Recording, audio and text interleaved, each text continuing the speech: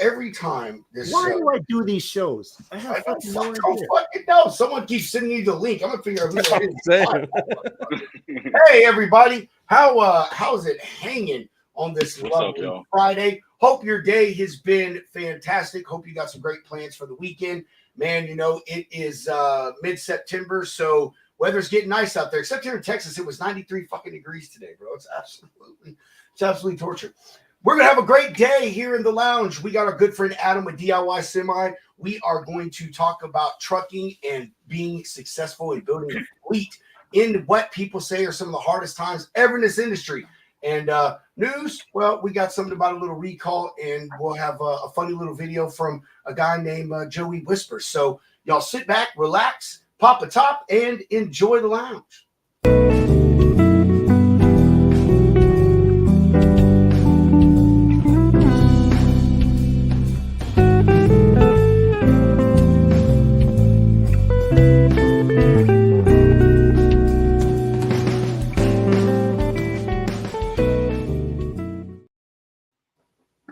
Well, howdy do, neighborino. What's up, homie? What's up, fellas? Mr. Cowboy, we'll start with you. How's your day been? How has your week been, good sir? It's been really good. I took a huge risk this week. I'm going to see whether or not it's going to pay off. But I actually locked in rates for a year. Imagine that. Imagine that. That's awesome. I'm hedging my bet. And Jeff, we got to find a way to time this with you. I think we need to start doing you maybe like last, because I always forget how to put in your intro video. So with that, everybody, Jeff Dickinson, the Bodacious Cowboy.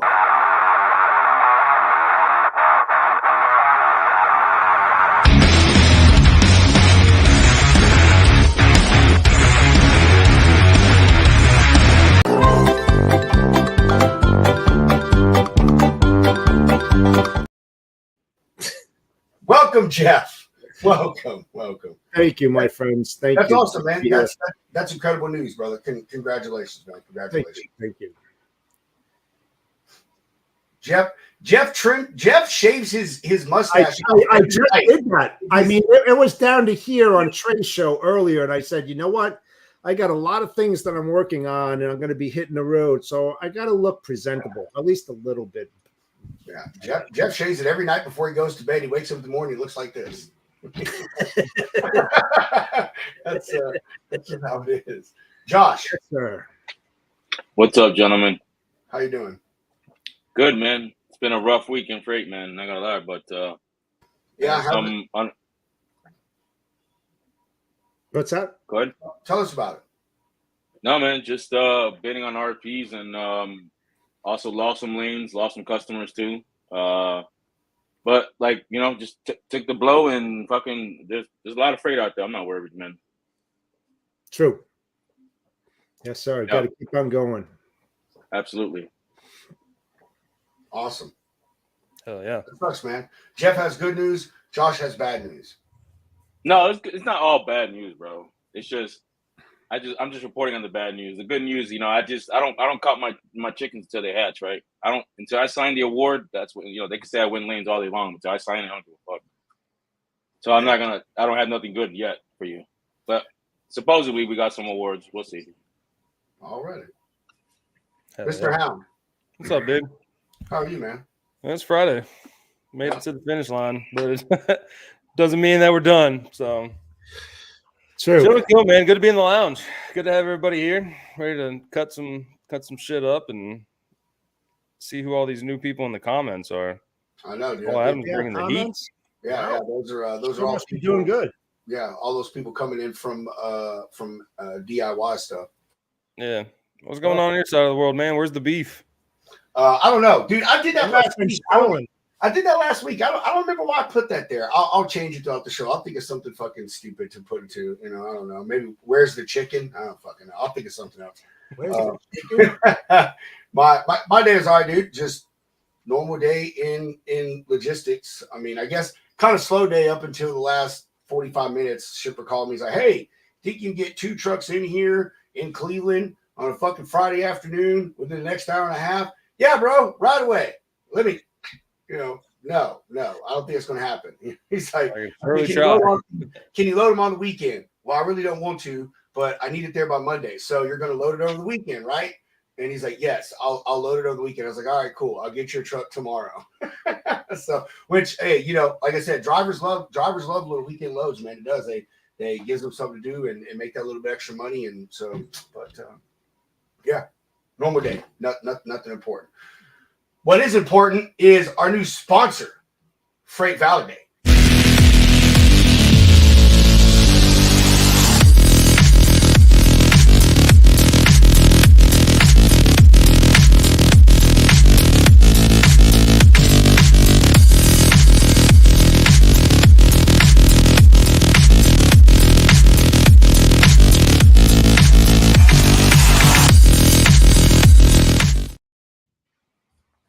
And our longtime friends over at Sureline.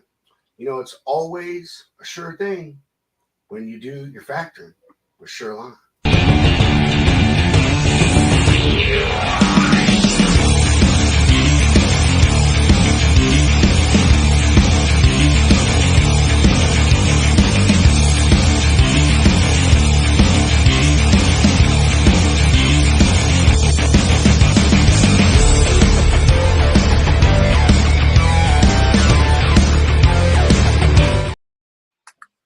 Mr. Guest co-host, Mr. Cowboy.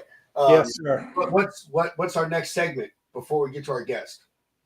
News. Yeah, that's right. It is.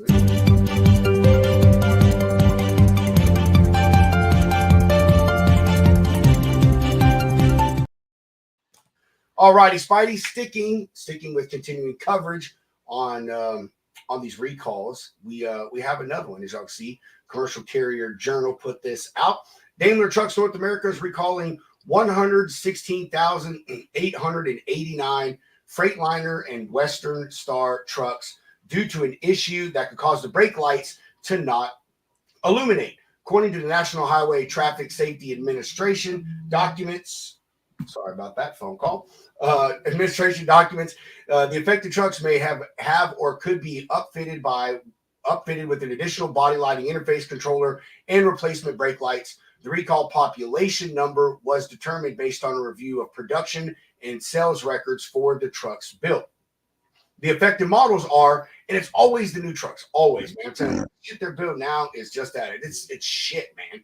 The affected models are 2024 and 25 Freightliner 108 SDs, 2022 to 2025 Freightliner 114 SDs, 22 to 25 Freightliner Business Class M2s, 2025 Freightliner EM2s, 2020 to 25 Western Star 49X, 21 to 25 Western Star 47X, 2022 to 25 Western Star 57X. Holy crap, man. That's probably, geez, that's insane. Yeah, I know, man. As usual, dealers will update the ABA software. They will take care of the repair free of charge. Owner notification letters are expected to be mailed out. Who wants to take a guess? Today is September 20th. Who wants to take a guess when they're going to mail out these notifications to the owners?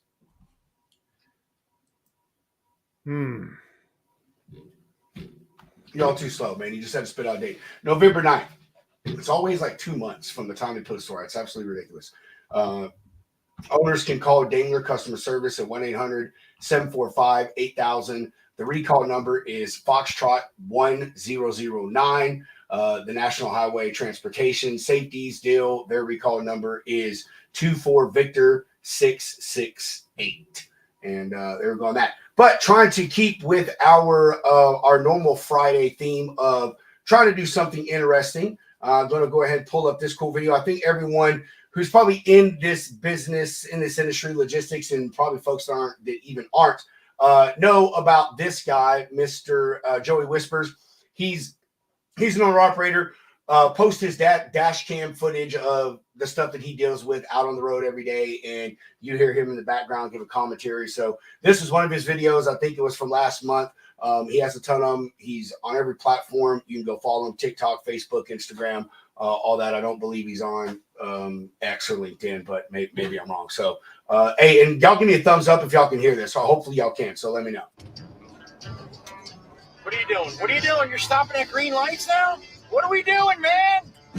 Dude, what are you doing? You're gonna get them killed with people coming on the side of me here. Don't fucking stop at green lights, dude. You are a local. Oh, that guy's passing on the shoulder? That was a nice move for a bike, huh? Dude, that was fucking so dangerous. Whoa, you gotta give me something better than that. From New York, what do you expect? There's no scolding. But the dude, what the fuck was that, man? Oh shit! Come on, man, you gotta do better than that, yo. Oh, shitty. Man, that was a nice move, dude. Just roll all the way out there. You better move back a little bit there, Alexis. You got to move back a little bit there, you jackwagon. That guy's on blood pressure pills. Yeah. Jackwagon. He cracks me up, man. But I mean, the shit that people do, you just scroll through his videos and you're like, I mean, we all see it even driving in our cars and trucks or our personal trucks, whatever. But it's like, man, to the things that people in four-wheelers do in front of semis, it's like, are you fucking kidding? Like, there's one, he's pulling into like I think a Wawa, and he's cruising along. People just start pulling out in front of him, man. He had to slam on his brakes, and he's like, what the fuck? I have the right of way here. Like, what are you people doing? So yeah. What is he in Jersey, Florida? He does a lot of stuff in the Northeast, man. So but most of his stuff is up that way, or I've never seen him really anywhere else except the Northeast and the Atlantic Seaboard, and nothing like in the South or any of that stuff. So yep. But, all right, we're ready to bring up this amazing guest. Actually, has anyone been looking through these damn comments? Holy Lord, here. 8 of them. What the hell? Yeah, I know. I don't know what fucking Hunter's over there doing. Goddamn, Hunter. You can tell it. Fuck you, Pedro. And John, drop the attitude, bro. My Wi-Fi's fucking up, but that won't fucking fly over here, man. Yeah, Joey is awesome. Make me co-host. And this is the motherfucking lounge, Trucker Monkey. Make you the co-host? There is absolutely no way that is happening, Josh. Absolutely no way. We're going to get to our guest, and we're going to chop it up. So without making y'all wait any more, DIY Semi.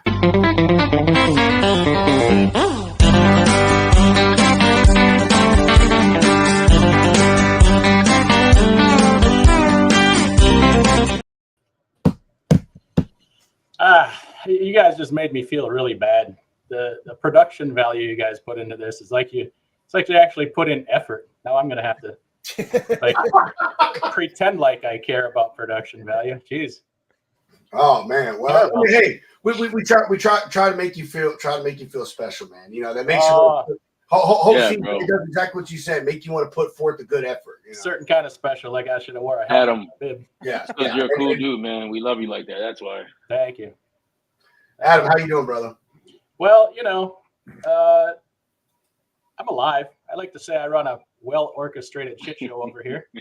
And today was just another normal day. How about you guys? Thanks for having me on, by the way. And thanks a lot to Jared and Nate from eCarrier Check for connecting us. This is just meeting you guys for the first time. Nightmare. So. I mean, dream. Yeah, it's great, isn't it? We're a bunch of good guys, man. Good guys, good dudes. Yeah, Nate Jarrett, awesome. We were talking to them. They're one of the people. We have a group DM with them that probably started sometime fucking last year.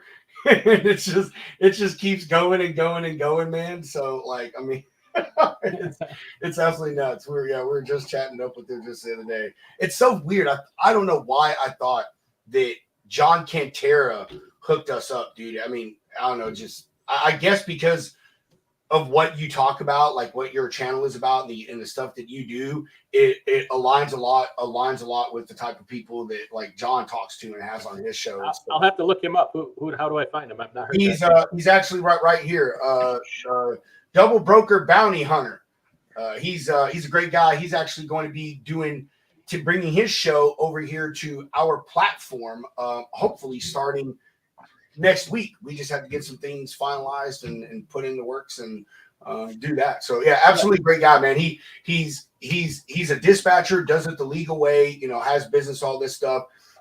He's an Air Force veteran, but his big thing is he deals with double brokering and helping carriers recoup money from double brokered loads. And so, a lot of carriers, they don't have the time to go after and do that shit. So John steps up, and it's a very nominal fee, and he puts forth a lot of effort and stuff. And I mean, I think right now he's helping a carrier get out of like a $100,000 insurance claim through John's connections. He's able to find some things that's going to help this carrier out, hopefully. So he's not a grifter either.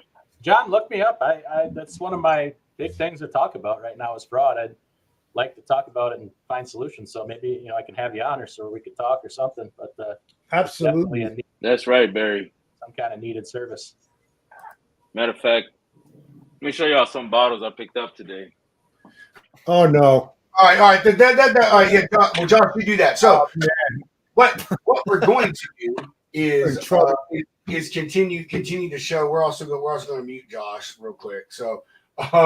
Adam, you got to mute Josh. He'll walk away and just leave his fucking mic on, bro. You'll hear him all in the background doing random shit, rummaging through things.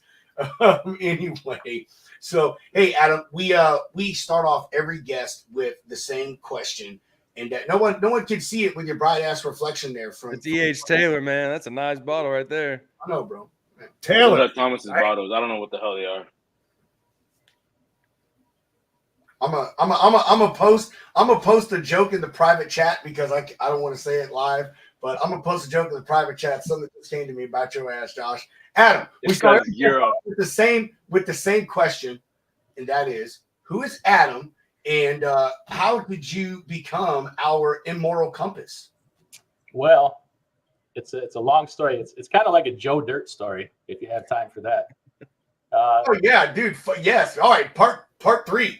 Except for I know who my parents are. So, well, I grew up a farmer, dairy farmer. We milk cows, and so I had kind of a natural inclination to doing stuff like that, working with equipment, on equipment, and working hard. And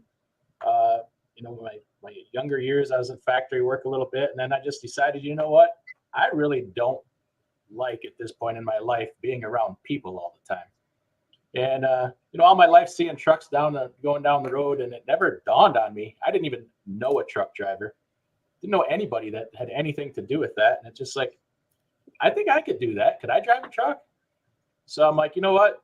I'm going to try. So I went to driving school in the late 90s and did well. Just kind of took to it like a fish to water. Used to backing up tractors and wagons on the farm, so it was really no big thing.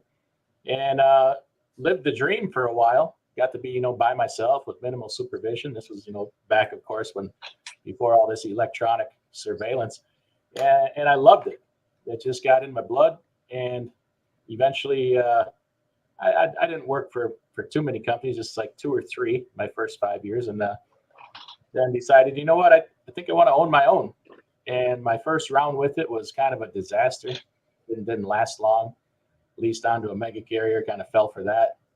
And, just decided, you know what, this ain't going to work. And I went back to being a company driver for a few years. And then I'm like, you know what, I think I've learned enough now where I can do this on my own again. So this time I went and got my own authority. And this was in 2005. And did a lot of different things, worked my way up and did that for a long time. And just successfully burned myself right out. So I took a couple of years break, shut down my authority, went and worked for somebody else again. Yeah, I was 35 years old, heading for a heart attack or a stroke or something. I was just fried. It was affecting my marriage, all this stuff. So I'm like, I'll take a break, do something else. And then a while later, I don't know, 4 years later, decided, you know what, I do want to do this. So I reactivated my authority, started doing it again. And then you start having these dreams of, well, I see this guy over here. He doesn't seem all that smart, and he's running like 4 or 5 trucks or whatever. I think I'm smarter than him, or I think I can do it better than him. So just going to try. And then 2019 came around and things got bad and equipment was cheap. We had some decent things going on. And I'm like, you know what? If I'll try it now, I'm just never going to know if I can do this or not. And I didn't want to spend the rest of my life wondering. This was about the same time I discovered YouTube. I didn't even know YouTube existed prior to 2019. Turned around, it was a whole thing. No, really, I didn't. I still don't know. I do a little bit of Facebook, a little bit of LinkedIn, but other than that, I'm not on social media at all. It's kind of out of character for me. So at about the same time, I started watching YouTube, and I'm like, apparently YouTube trucking was a big thing. And I'm like, this is some of the dumbest stuff I've ever heard in my life. So I'm like, I can do this too. So I started a YouTube channel and just kind of how-to videos and stuff. And turns out there were some people that got mad at me because what they were charging money for, I was giving away for free. I didn't know any better. It's just something I thought needed to be done, because I kind of, in my growing up, got the mindset of, I can talk shit about other people, or if I think I can do better, I should go do better, or I should try it. Put your money where your mouth is kind of how I've been for a while. If you think you can do better, go do it, or shut up. Stop telling other people, what they're doing wrong. Put up or shut up. So we started doing the YouTube channel, and of course it ain't perfect. I obviously don't have the production value that you guys do. And along the way, started expanding the fleet. I think I had already started. Yeah, I had already started YouTube before I decided to do that. So people have got to kind of come along on the journey with me, and it's grown. It's been a good thing overall. I've one thing I've learned, well, a lot of things I've learned, but a couple of the biggest things is one is who you surround yourself with. And I've surrounded myself with some great people in all aspects of this thing. And 2, building relationships. That's the number one most important thing. In the end, someday it won't matter what kind of truck you drove. It won't matter how great a truck driver you are. It will matter the relationships you built. And eventually that'll be the only thing that matters if you're trying to grow and run a successful. That's right. So, and that was against my nature to be outgoing and even this, talking like this and in front of people and to people. I had to really develop that and learn that. And I made some good friends along the way, and we kind of help each other with that. Come out of my shell, develop as a business person. And it's been not without challenges. We can get into some of that. So that's kind of where I am here today. And, of course, back to that thing of put up or shut up. If you're going to talk shit about somebody else, you better do better, or don't say it in the first place. So I did some things along the way that I thought needed to be fixed in the industry. And let me tell you what, no good deed goes unpunished. You will be punished for doing some good things.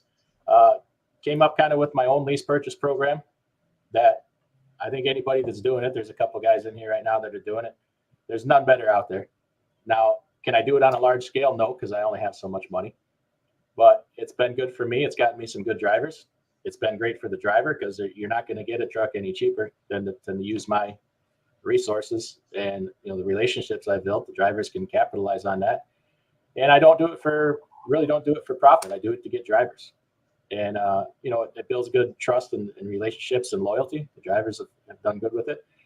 And then I started a quasi partner of mine and friend of the show, my show, Paul from Freight Connect. We started a brokerage, and everybody at the time was mad at brokers. And we're like, okay, well, we're going to start a brokerage, and we're going to run a low margin, and we're going to incorporate the YouTube into that, where we develop this network of trusted carriers and vetting along the way. And we started it. Of course, these things move along slow. We do move freight. It's mostly just me now. Paul's kind of working on some other big things. And I'm still moving freight, but shortly into it, somebody kind of screwed it up. they went to my customer and behind my back and said and did some things that kind of got me booted. It got me in trouble. We've repaired that, but I'll never put myself out there like that again. I only give freight to people I know and trust. So there's that. And then about a year ago, almost exactly a year ago, everybody's mad at different people. Truck drivers get mad at different people in the industry, screwing them over and quote keeping their money and this and that. I'm like, okay, well, are people mad about NASTIC and the RTS and all these ones about skimming off their fuel card money? So I started a fuel card that nobody else has. You know, a lot of YouTube truckers promote a fuel card. It's not theirs, it's somebody else's. This one is mine. It took me a year to build it, develop it, negotiate deals. We just got some new ones in the works today. And I don't make money off. Administration costs to cover my costs. It really doesn't yet, but someday it will. It's kind of a long-term thing where I pass all the discounts on to the drivers. It's getting better all the time. As we grow, I'm able to get better discounts negotiated. So I've done a lot of things like that. Most of them have been to my detriment, surprisingly. There's really not a high margin in being an honest, upstanding individual in this business. I'll tell you that. But it is what it is, and I got to be able to live with myself and sleep at night. You know, so there's that. I hear that.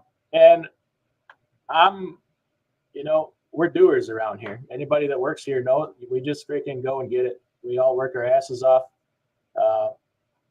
Most of the drivers, if they're not when they start, they become part of the program of being on board, of taking care of the customer, and they help build these relationships because they see a direct result of it. They directly benefit of it. And sometimes it takes a while to make that connection and get on, on the page with that. But once they do, they're like, oh yeah, this is better than the way we used to do it or than anybody else is doing it. And we all kind of work as a team for the most part. And it's been really good. It's been a lot of hard work and a lot of stress, a lot of growing pains, a lot of learning. And, I'd love to share some of the things I've learned along the way, because even to this day, to sit and watch, your average YouTube trucker give advice or talk about things, it's just, sometimes it's hard to listen to. I got to be honest with you. And you really learn to see the bigger picture and what really matters if you're in this. And you guys, I'm sure know, you're especially Jeff, you've been around since the 1860s in trucking. Damn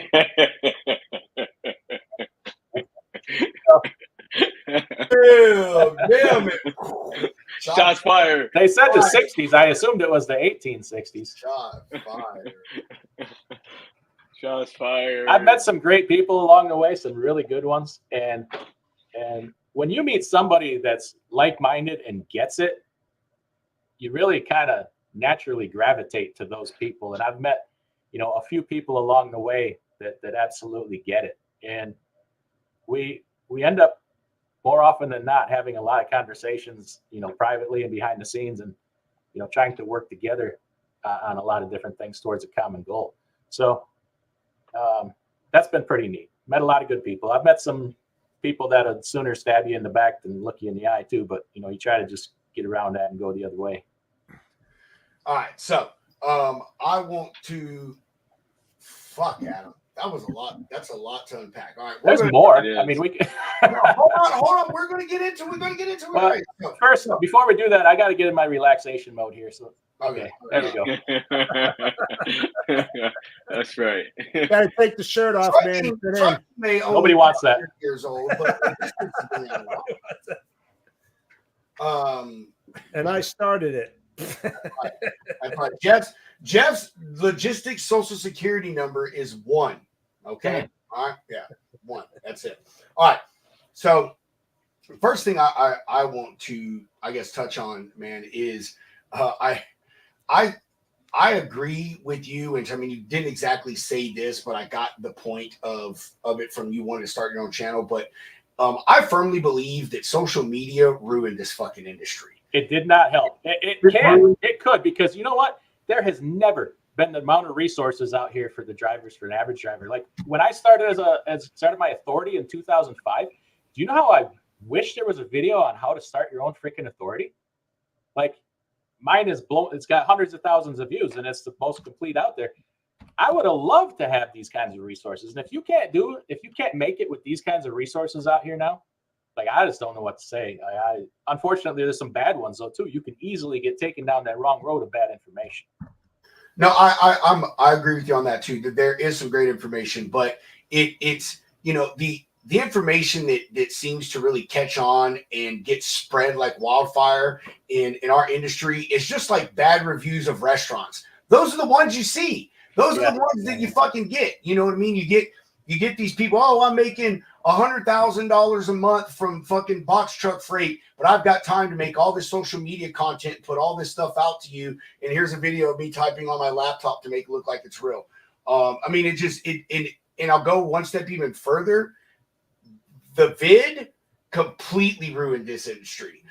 It brought in an influx of fucking morons and people that have no business doing business in this industry. I've said it a million times. They thought they were smart and brilliant for booking loads for $5 a mile. You were benefiting from circumstance. That's all you were doing. Yes. Because the opportunity during the vid was not $5 a mile freight. The opportunity was when a shipper that ships 100 loads a day would talk to a guy with one truck because they need a truck so bad. That's where the opportunity was, to go and build a relationship with that person that would never, ever talk to you in any other circumstance.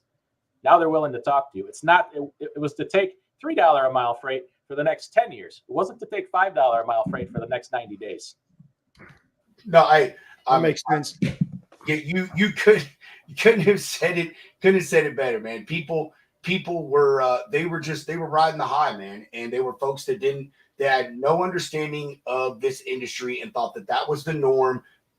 They bought the expensive ass equipment, were okay with paying ridiculous insurance rates, and then even though they were doing okay, they were taking all that money and spending it frivolously instead of paying off their assets and getting themselves ahead. But they didn't know that wasn't going to last forever. And it happened the same thing on the brokerage side though too. A lot of people don't understand that, man.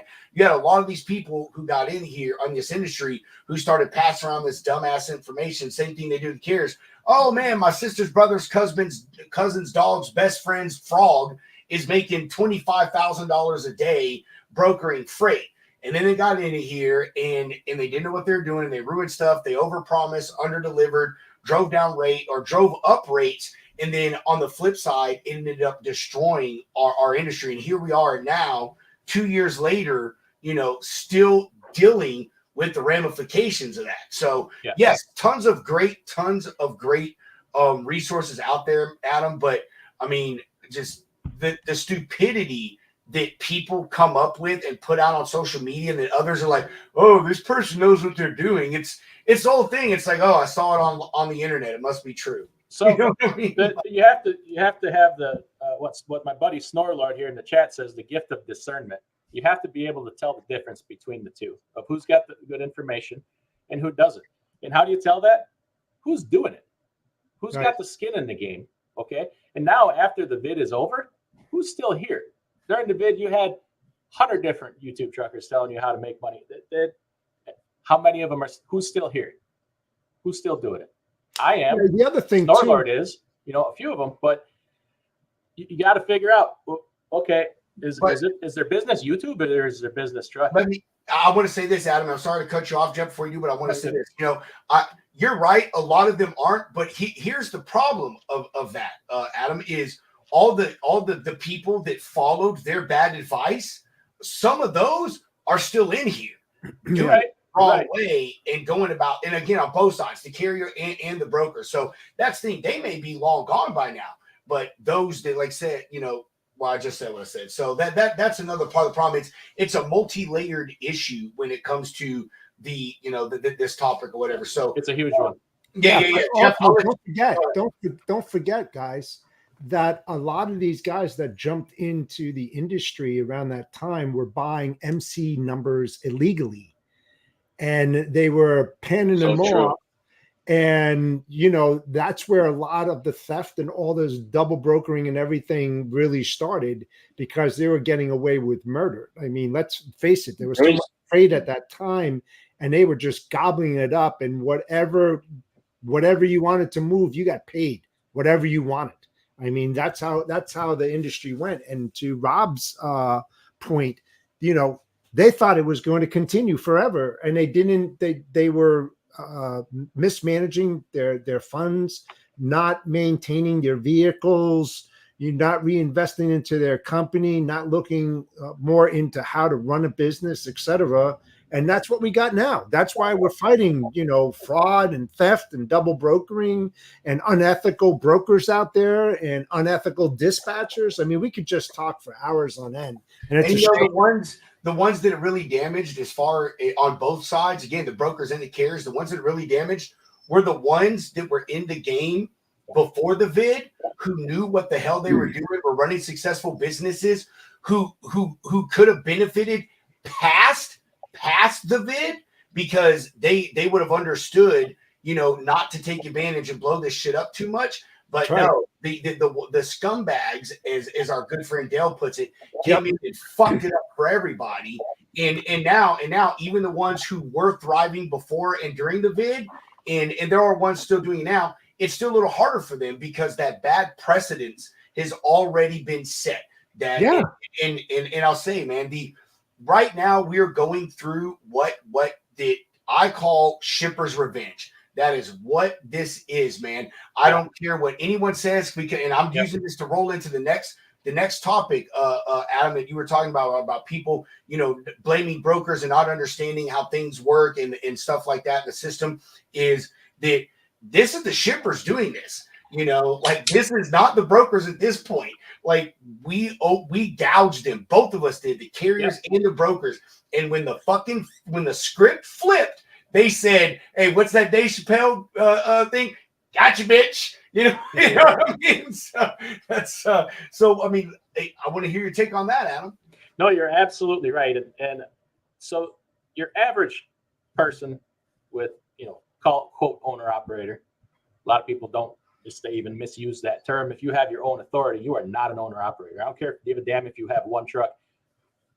Words matter, because you'll get misclassified, treated. You'll have a different mindset. You're a carrier, okay? You're not an owner-operator. You're a freaking carrier if you have your own authority, all right? So that, and if you can't be convinced of something against your will when presented with plain facts, you're going to have a hard time going anywhere. I'm sorry. It's a fact. So if you won't come off that wagon of the brokers are screwing us, are there brokers screwing us? Absolutely. There's carriers screwing brokers. That's not the fact of the situation, what's going on. There's too many trucks for the amount of freight. It is a shipper's market. 100% a shipper's market. There's that simple. You don't think brokers have it tough right now? It's tough being a freaking broker right now too. You know, oh, they don't have any skin, this and that. They should only be able to make this much. Do you want people telling you how much you can and can't make? Do you want them capping you? No, this is a shipper's market. And you tell you what, these people that want to get rid of brokers and say, well, we could just deal direct with the shipper. You will never be manhandled more than you will. You think a broker's got control? Wait till you deal with a shipper and they hand you your ass on a silver platter when they really have say in what's going on. Like, they're not always pleasant people to deal with either. They will put you in your place. That's right. I was a good person. You know, the thing, I love that you bring it up, Adam. And I'm sorry, bro. I told I you, wasn't either. You and I, Adam, we're going to control this show. Fuck these other three people on the show. Because mute them. Hey, my Wi-Fi is back. All right, I had technical difficulties. I do apologize.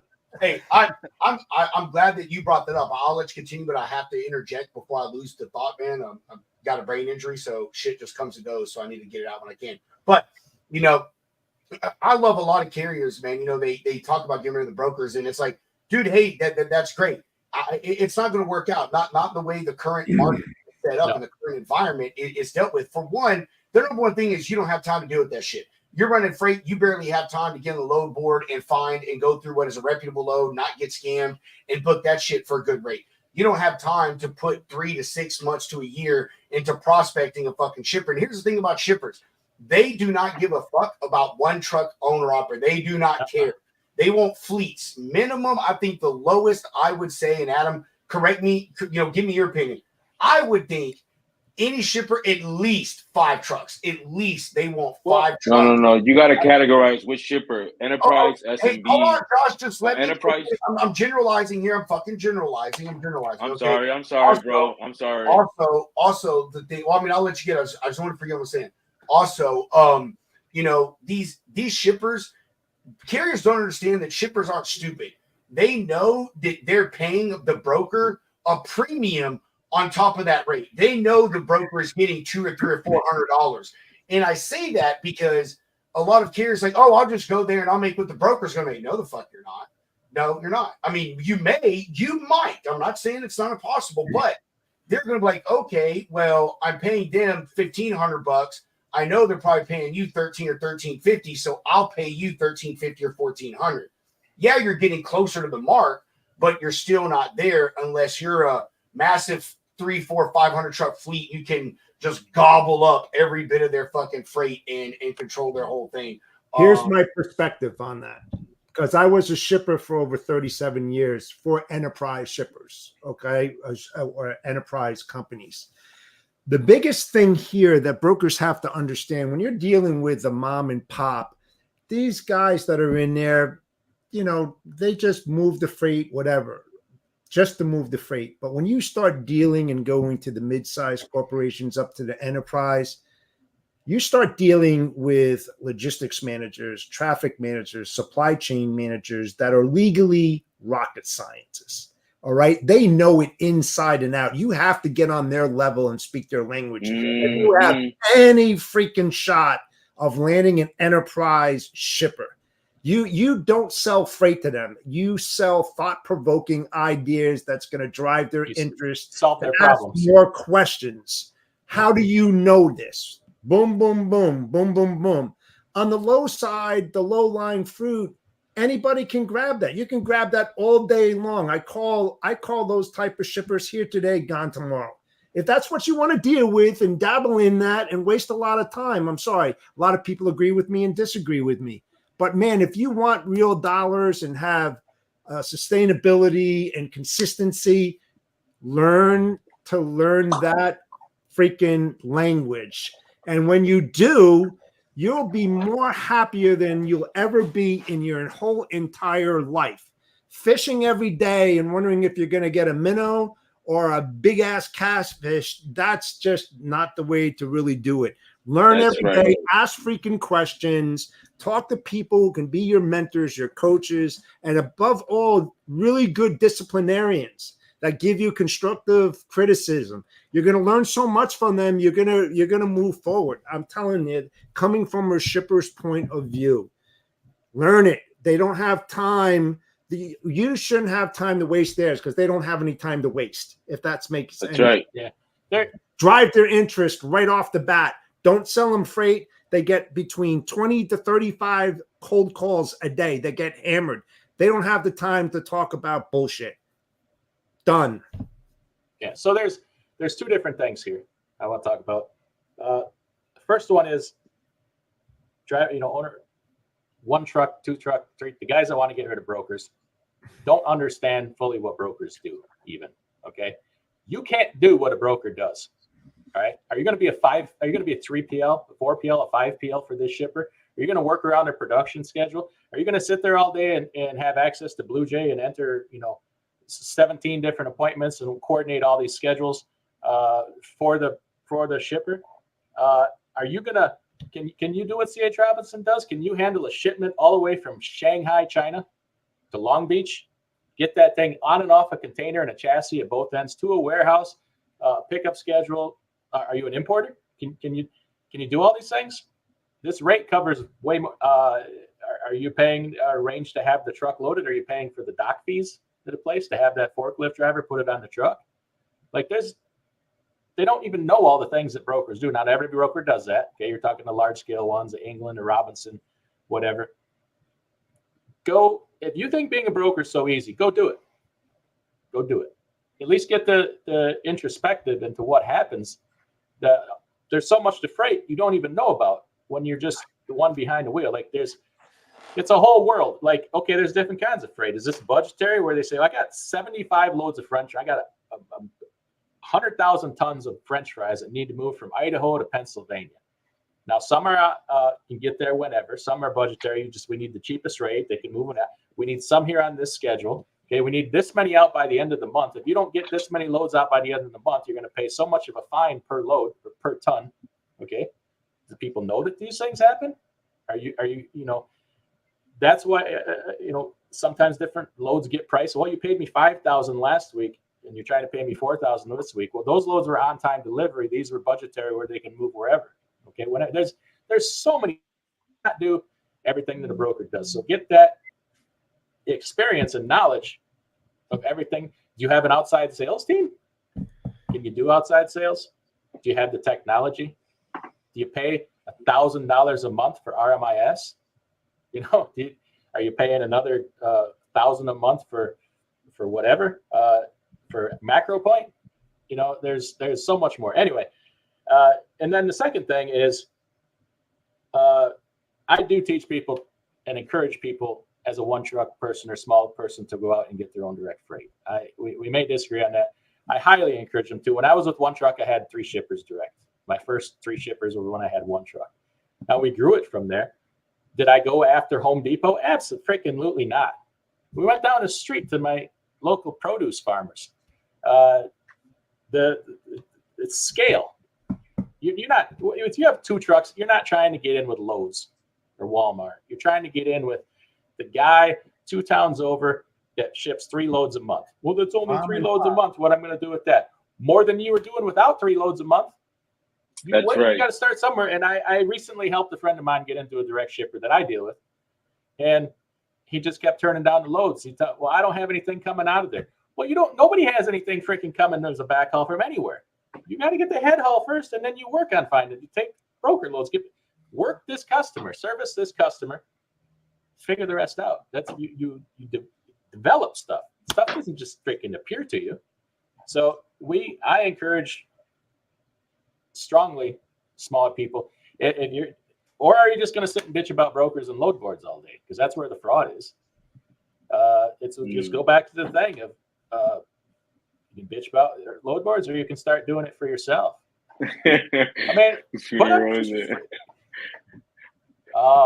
It's not black, it's blue. Not of us. It's black, baby. Whoever that is, hey, Paul or Charles, whoever that is, let us know if you want a link. We'll fucking send you a link. Sitting there talking shit. Come talk shit on the show. Who's talking shit? That is Paul. It's some pretty hard. We're just all that shit. Yeah. And Charles, if this is you, I thought you were spending time with your family, you fucking liar. you know something to Adam's point. One of the biggest questions that any broker out there should ask themselves: if you got 100 loads dropped in your lap tomorrow, would you be able to ramp up and scale to that? Hell no. Like that? You see, the thing is that a lot of people put the cart before the horse. You got to build it like the Field of Dreams. You build it up front so that they will come. But you have to figure out a plan of how I can scale that quickly. I can scale that quickly. Yeah, I've done it. I've done it at Amazon. You can't even make a MasterCard check. That's the boardroom. And I was asked that question. And I said, absolutely. I mean, when I was on the corporate side, I was managing over $100 million worth of transportation spend. All right. I mean, I had responsibilities that I needed to meet or exceed on a daily basis. Stress at a freaking high level with facilities all over the country. So I eliminated my stress to what Adam was saying earlier. There's requirements and expectations that I put on all of my carriers and service providers. I gave them all equal opportunity to fire themselves. All right. I didn't fire them. They fired themselves because they couldn't meet my expectations or my requirements. I gave them everything that they needed. Some people, when they do RFPs It's just they put it in an email. I have lane this, whatever. Mine's 6 pages. Oh, what?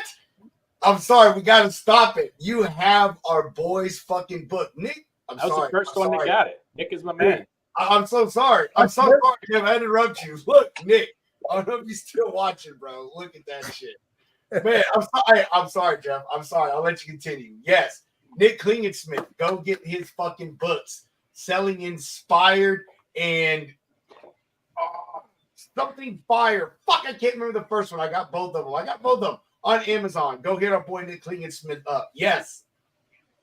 Through the fire. I knew it was through something through fire. I'm sorry, everybody, Nick, you, bro. Everybody watching. Keep that thing on me at all times. Everybody watching on my channel, make sure you subscribe to the Logistics Lounge here. I'm sorry, on all social media platforms, you can check out logisticsloungeshow.com. I said, I'm sorry for cutting you off, Jeff. I got so excited. No worries. But you know that to scale, it's more important to find out and understand their internal operations than it is to move their freight, because you can't move what you don't know successfully. You cannot do it. You need to do your homework. You need to grind. You need to understand first before you say you're going to be able to do something, and then you find out quickly, oh fuck, I'm in a lot of trouble. I can't recover from this. And then you got your brand, your image, Jeff, your reputation. You know how Amazon scaled? We made it easy for the driver, dude. Power on. That's it. And that's true, Josh. And the reason behind that is that you give the drivers and the carriers a facility profile that has the hours of operation, the key people, the stakeholders, what kind of equipment they need, when is inbound, when is outbound, all this kind of stuff. I have a 50-point checklist that when I get an enterprise, I have them fill out. I sit down, I'll talk to them, I'll find out every nook and cranny of that operation because I can speak their language. And then in turn, I'm going to be totally transparent, and I'm going to take that information and share it with my carrier because I want to build long-term business relationships. You know, all my clients that I have right now, since I started my business in 2019, are still with me.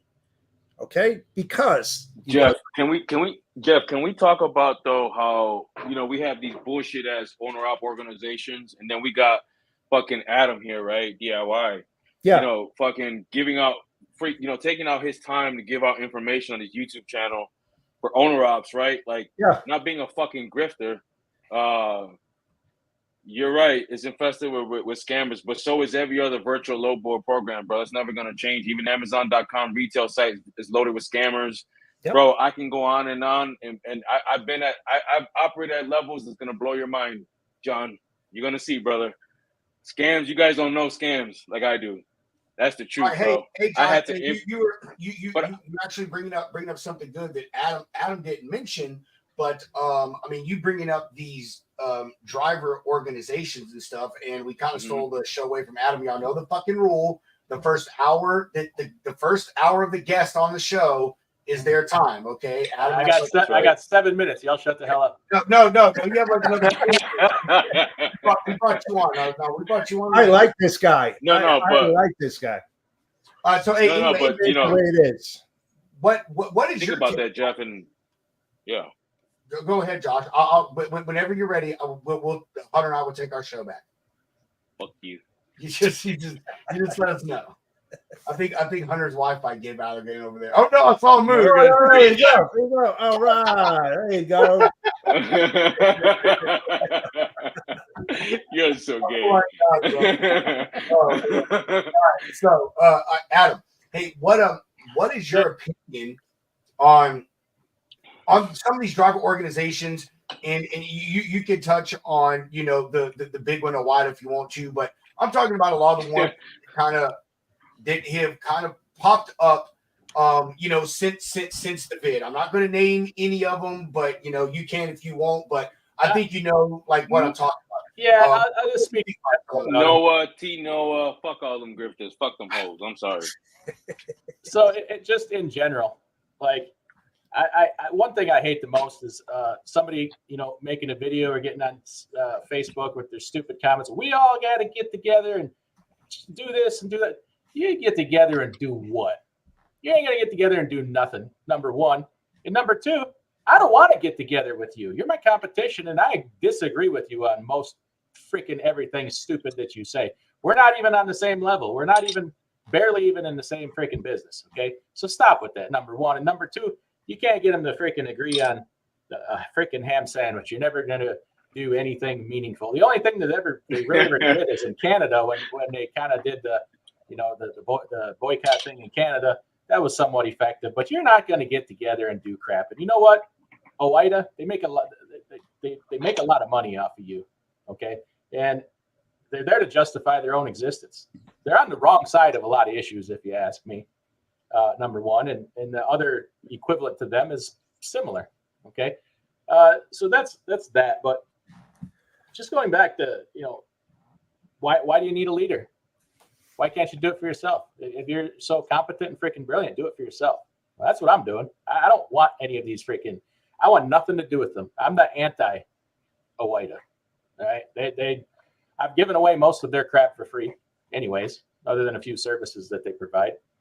They probably, if they knew who the hell they was, they would hate me. They don't know who I am. But going back to a little bit of what Jeff was saying, and this is true as an employee and in business in general, it's human nature. People generally try to operate one level above their competency. Okay, and if as an employee, people generally get promoted one level above their competency, and as a business owner, people try to operate one level above their competency. Okay, so the first thing you need is a real good self-examination of what are my strengths and what are my weaknesses. And then if you can't do something like sales, most people can't do sales, and I'm gonna prove it to you in just a second. You need to find somebody to freaking do it for you. That person's a broker. That guy's called a broker. Okay, he's your sales department, number one. And a good friend of mine, my semi-partner Paul, we work together. He has a service where he will go out and be your outside salesperson. He's been doing it for years, and he will help connect small carriers and shippers. And you know what happens? Without fail, he would go develop those cold leads into warm leads. And then eventually when that lead is warm, he hands it off to you. And when it's handed off to the drivers, and we've done this 100 times, hand that warm lead off to the driver where literally the only thing they have to do is make the phone call because that shipper is expecting your call. They know who you are. They know what you do. Is develop that relationship. Not one freaking time do they make that phone call. You paid all that money to get to that point, and then you won't make the phone call? I did it. He did. I had him help me with it once. It was scary. It was intimidating. But I said, you know what? This is everything I asked for. This is what I wanted. If I don't do it, we're never doing this again. And I did it. And you know what? They're not vampires trying to kill you. They're people. It's a phone like. Hey Juan, mute your mic. You have a lot of background noise. Yeah, really? I think it might have been Nick that taught me this. It's a phone call. They can't hurt you, right? You paid for somebody to go develop these warm leads, and then you can't make the phone call. Then you just built your business to eternally live on the load board. So shut up. Hell no. And do it. I mean, to your point, Adam. I mean. I'll say it again. My transparency, integrity, and honesty is first and foremost. I'm not a sales guy. Once I get my foot in that door, I have a very good success rate on winning over that freight because I know generic term sales. Operations. Right? Yeah, I know operations. It takes a talented person to sell something. That's all that they do. And you have to know whether or not you are that person. Right, I do it. I do it. No drivers here. Right, I do it. But here's the difference. I was on the receiving side of that, and I know what not to say. When you're a shipper, I say it before I say it. I say it to myself. How would I react to my opening statement if I was sitting in that seat? I mean, that's what everybody should think about before they make the call. Don't make the call for the sake of making a call because you have quotas to meet. That's bullshit, right? Think about what you want to say and to whom you're saying it and whether or not it falls into your niche and the mode that you know better than anybody else. Don't just go after a freight because it's that, but you don't know about it. You don't know flatbed business, van, You don't know reefer, but you go after reefer. Don't do that. Stay in your lane, man. It's different. It's a different conversation than with the broker. So Absolutely. you can't go into a shipper with only your interests in mind.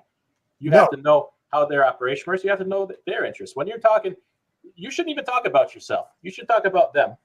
How does your operation work? When do you ship? What kind of equipment do you need? What are some lanes you're having trouble with, right? What are some things that just open them up, right? Eventually they'll start to talk. You don't have that interaction with a broker. So many people are only considered with winning, right? They're not listening. They're waiting to talk. No, they don't listen with intent. That's the problem. That's the magic word, intent. If you listen to understand and then to be understood better, you'll do a lot better that way. Yeah. That joke was fucking funny. What's that? Put that bitch back up, please. He's full of them. DIY can sell sand to the Taliban. I heard that one before. That's fucking hilarious. Let's go. Nick's got to go. Everybody buy his book before he goes on Amazon. Selling and his other one. Buy both of them. Hey, send those. He's a good dude. Hey, hold on, Nick, if you're still watching before Nick goes.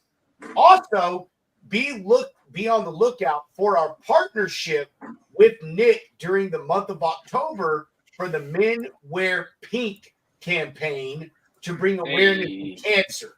We are going to do a custom designed lounge t-shirt for Nick. We're going to put it up. All proceeds will go to a charity of Nick's choosing.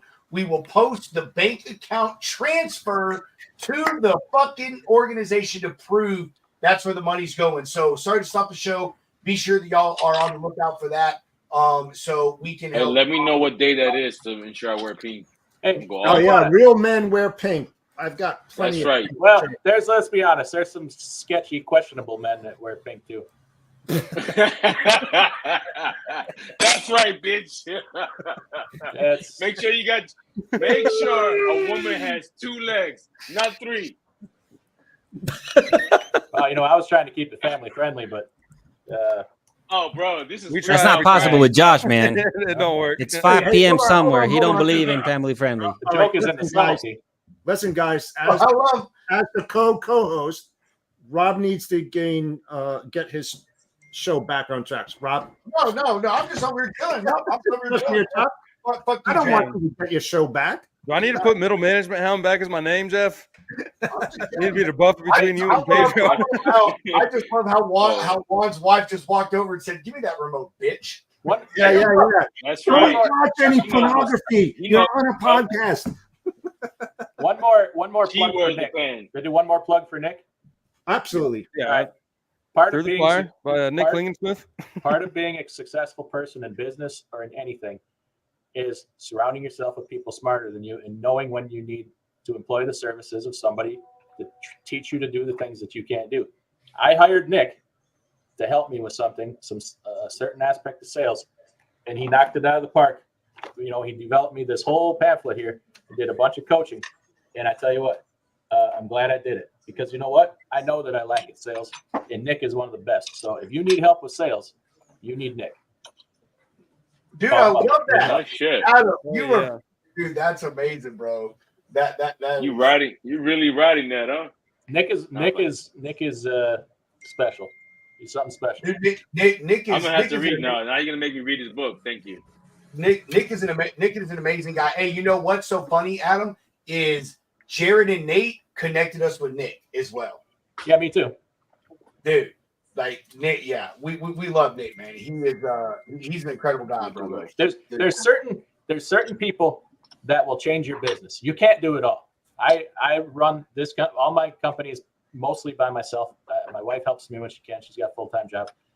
When you need help with something, you couldn't pay, like Nick didn't even charge me much, but you couldn't pay him enough. Like certain people will change your business. Certain people will change. You have to realize when somebody is that person and go get it and take care of them. Help you become successful. Well, a lot of people don't understand. Nick helped build a multi-million-dollar brokerage that is still in business today. More than one of them, if I understand, right? Yeah. Yeah, dude. I mean, he started Blue Grace. I mean, was there one of the founding people, man, and built that place up. And they're a reputable brokerage. I personally never heard anything bad about them, but you know, I mean, Nick did that, and then he's helped other people along the way. So that dude is he's an amazing guy. I'll say Nick is an amazing friend. And if you're lucky enough to talk to Nick on a regular basis and be his friend, you are a lucky individual, because that guy he's a step above other people in the fucking human race, without a doubt. I tell you what, he will make you feel like you are the laziest, most unmotivated person in the world that's ever set foot on this earth. He's like, yeah, today I'm gonna do a 100-mile race. I'm gonna do a Spartan race, and then I gotta write a book, and then I gotta make some videos. I gotta go, get $7 billion in freight before noon. And you're like, oh, damn it! Calm down. I didn't even want to get out of bed this morning. We are forever talking shit to Nick. Honestly, 99% of our conversations to Nick are us talking crap to him. Like, dude, calm the fuck down. Dude, thinking about it, I feel like they forced him to put a shirt on for his book. Yeah, and it was a long conversation. Yeah, and then there's that. Then he comes at you with no shirt on, and you're looking down, and you're like, what the hell is all this? That's what we call him. Hey, Nick, if you're watching, I'm sorry. Oh, we call him Nick, man of few shirts, Klingensmith. Hey, Nick, if you're watching, I want to do a show where we could roast Nick for charity. You should do that, dude. Nick would do it too. He would do it. He's such a fucking good sport, man. I don't know how to say your fucking name. I'm not even going to try to Joel. Joel. You, for all you know, that could be Richard. You know how fucking people are with letters today. They mean nothing. They mean nothing. People just throw them shits, throw them things out there. It could be any fucking thing. Fucking Pedro. You know it's fucking true, bro. You know it's true. Some people, their name will be spelled Bob, and their name is Christopher. People don't care about the alphabet anymore. It means nothing. Nothing. Look at some of these rappers' names. XXXTentacion and all this crazy shit. Oh, what the fuck? You're cooking. Keep up. You're cooking. Keep up. You're cooking. You're cooking right now. All right, so trying to get this back on track. Yo, DIY. Tell us a little bit about the journey of like your channel and your website. You know, how'd you build? Yeah, obviously you got a huge crowd. Your fans are out here going crazy. But like, what was that journey like? You know, because Pedro and I are about a year into it, and like, obviously we put a lot of effort into what we do, but you know, you've grown pretty fucking fast. And then they reached out to me, and everything changed. It was our ratings went. No, just keep going. Just keep going. Don't worry about what anybody else thinks. Just keep going, because you know how social media is, man. There's always going to be people that you can't make happy, and just like in business, you got to just truly not give a damn what anybody else thinks. Hey, say that again, Adam. Say that again. You gotta have fixed. Josh, shut up. Social media and YouTube, man, because there's people that will say the nastiest things about you. I've been called a lot of things. You know what? They don't freaking know me. They don't know me. DIY, has anyone paid off their lease truck? Yeah, several people, man. And then a couple of them upgraded to newer models. You're a Mac guy, huh? Well, no, I'm actually a Freightliner guy. But you know, at a certain price wins. You know, when you're dealing with, I'm what I am. I'm a money guy. I'm not loyal. I'm lowest cost of operation I possibly can. But you know who would be best friends with Adam? Anil. Anil with his damn Anil. Hey, we have a friend right the same way. People talk shit about him and his trucks. He has a lot of Freightliners, man. They're all newer trucks. They're nice trucks, but he says the same thing. He's like, you know what I'm about? Money. Yes. Like, and these trucks offer extreme value. And getting drivers, dude. Getting drivers. This man will post up his trucks. Already has lanes ready to go home every night. Like, people just shit on him. They're like, oh yeah, whatever, man. He's like, all right. I'm buying the Max because like the same thing in a Freightliner is about. I'm getting such a deal on them. Like, so people want these lease purchases from me, right? And if you come in broke you know, and nothing to put towards it. Like, you're going to get what I think you should have. And I'm not going to set you up for something, but I ain't going to set you up for failure. Like, it's first of all, if I have to take the truck back, I have to be willing to operate it myself. So you're not getting a hood truck. Sorry, but the cost of operation is too high and they're too expensive. And it's going to be a payment that you can afford so that you can pay it off and upgrade to whatever. Then you'll have some money to put towards it and you can say what you want. And they have to be efficient. And these things they're checking those boxes right now because I've built a relationship with one of the dealers, and they're great entry level trucks. You know, when I was first coming in, an entry level truck, you got to get stuck in the oldest Freightliner, Columbia or Century on the lot. Fucking right? Century class, baby. Yeah. And now, you know, you're starting off with a pretty doggone nice truck entry level. So pay your dues. Partly it's paying your dues too. You know, work for it. What other business do you come in and start at the top where you're getting into a, you know, $180,000 brand new Freightliner Cascadia with decked out with everything possible freaking. But yeah, it's a nice truck, but guess what? You're set up to fail. You're gonna fail, and especially in this market. Work your way up like every other freaking business does in the world. Well, hey, it's not a one size fit all like all these other fucks out here doing. It's, you know, you read the situation of the driver, like, hey man, you can't afford this truck, so I'm going to help you. Yeah, get yourself situated. Anybody should be able to afford the trucks that I'm putting them in, like, you know. But you know, okay, so the things I learned along the way, I guess I can tell you right from day one who's going to make it and who's not going to. Because the guy that's not going to make it, his personal life is a mess. They've never managed money well. It's all about how you manage your finances, man, and your personal finance. The guys that have good money habits, they make it, man. They kill it. That's right. The guys with bad money habits, they will struggle. It does not matter if they bring home $5,000 a week take home every week of the year. They will struggle. And you know what? My highest grossing guy is broke dick. He has the worst money habits you've ever seen in your life. So, and then, you know, some guys in the middle, their net is way more because good money habits, right? So that's it, man. I mean, blame whatever you want to blame. Like, capital management. It's business. It's not I'm going to make money at my hobby. Adam, it's that simple, brother. It's really that simple. I've been saying this for the longest, man. It's really that fucking simple. But isn't it that way with anything anything in life? Science. I swear to God. Like, yeah, we got steering wheel holders, and then we got fuckers that don't know business. Like, we got fuckers that come on this show that sit here and say a fucking freight guard put them out of business. No, bitch. That's not the only shipper. You can tell them to go fuck themselves, and you move on. I'm sorry. I'm getting a little passionate. I'm passionate, you're right. as you can tell. Like and that. It's just like you can tell them to go fuck themselves. If a fucking freight sorry, freight validate.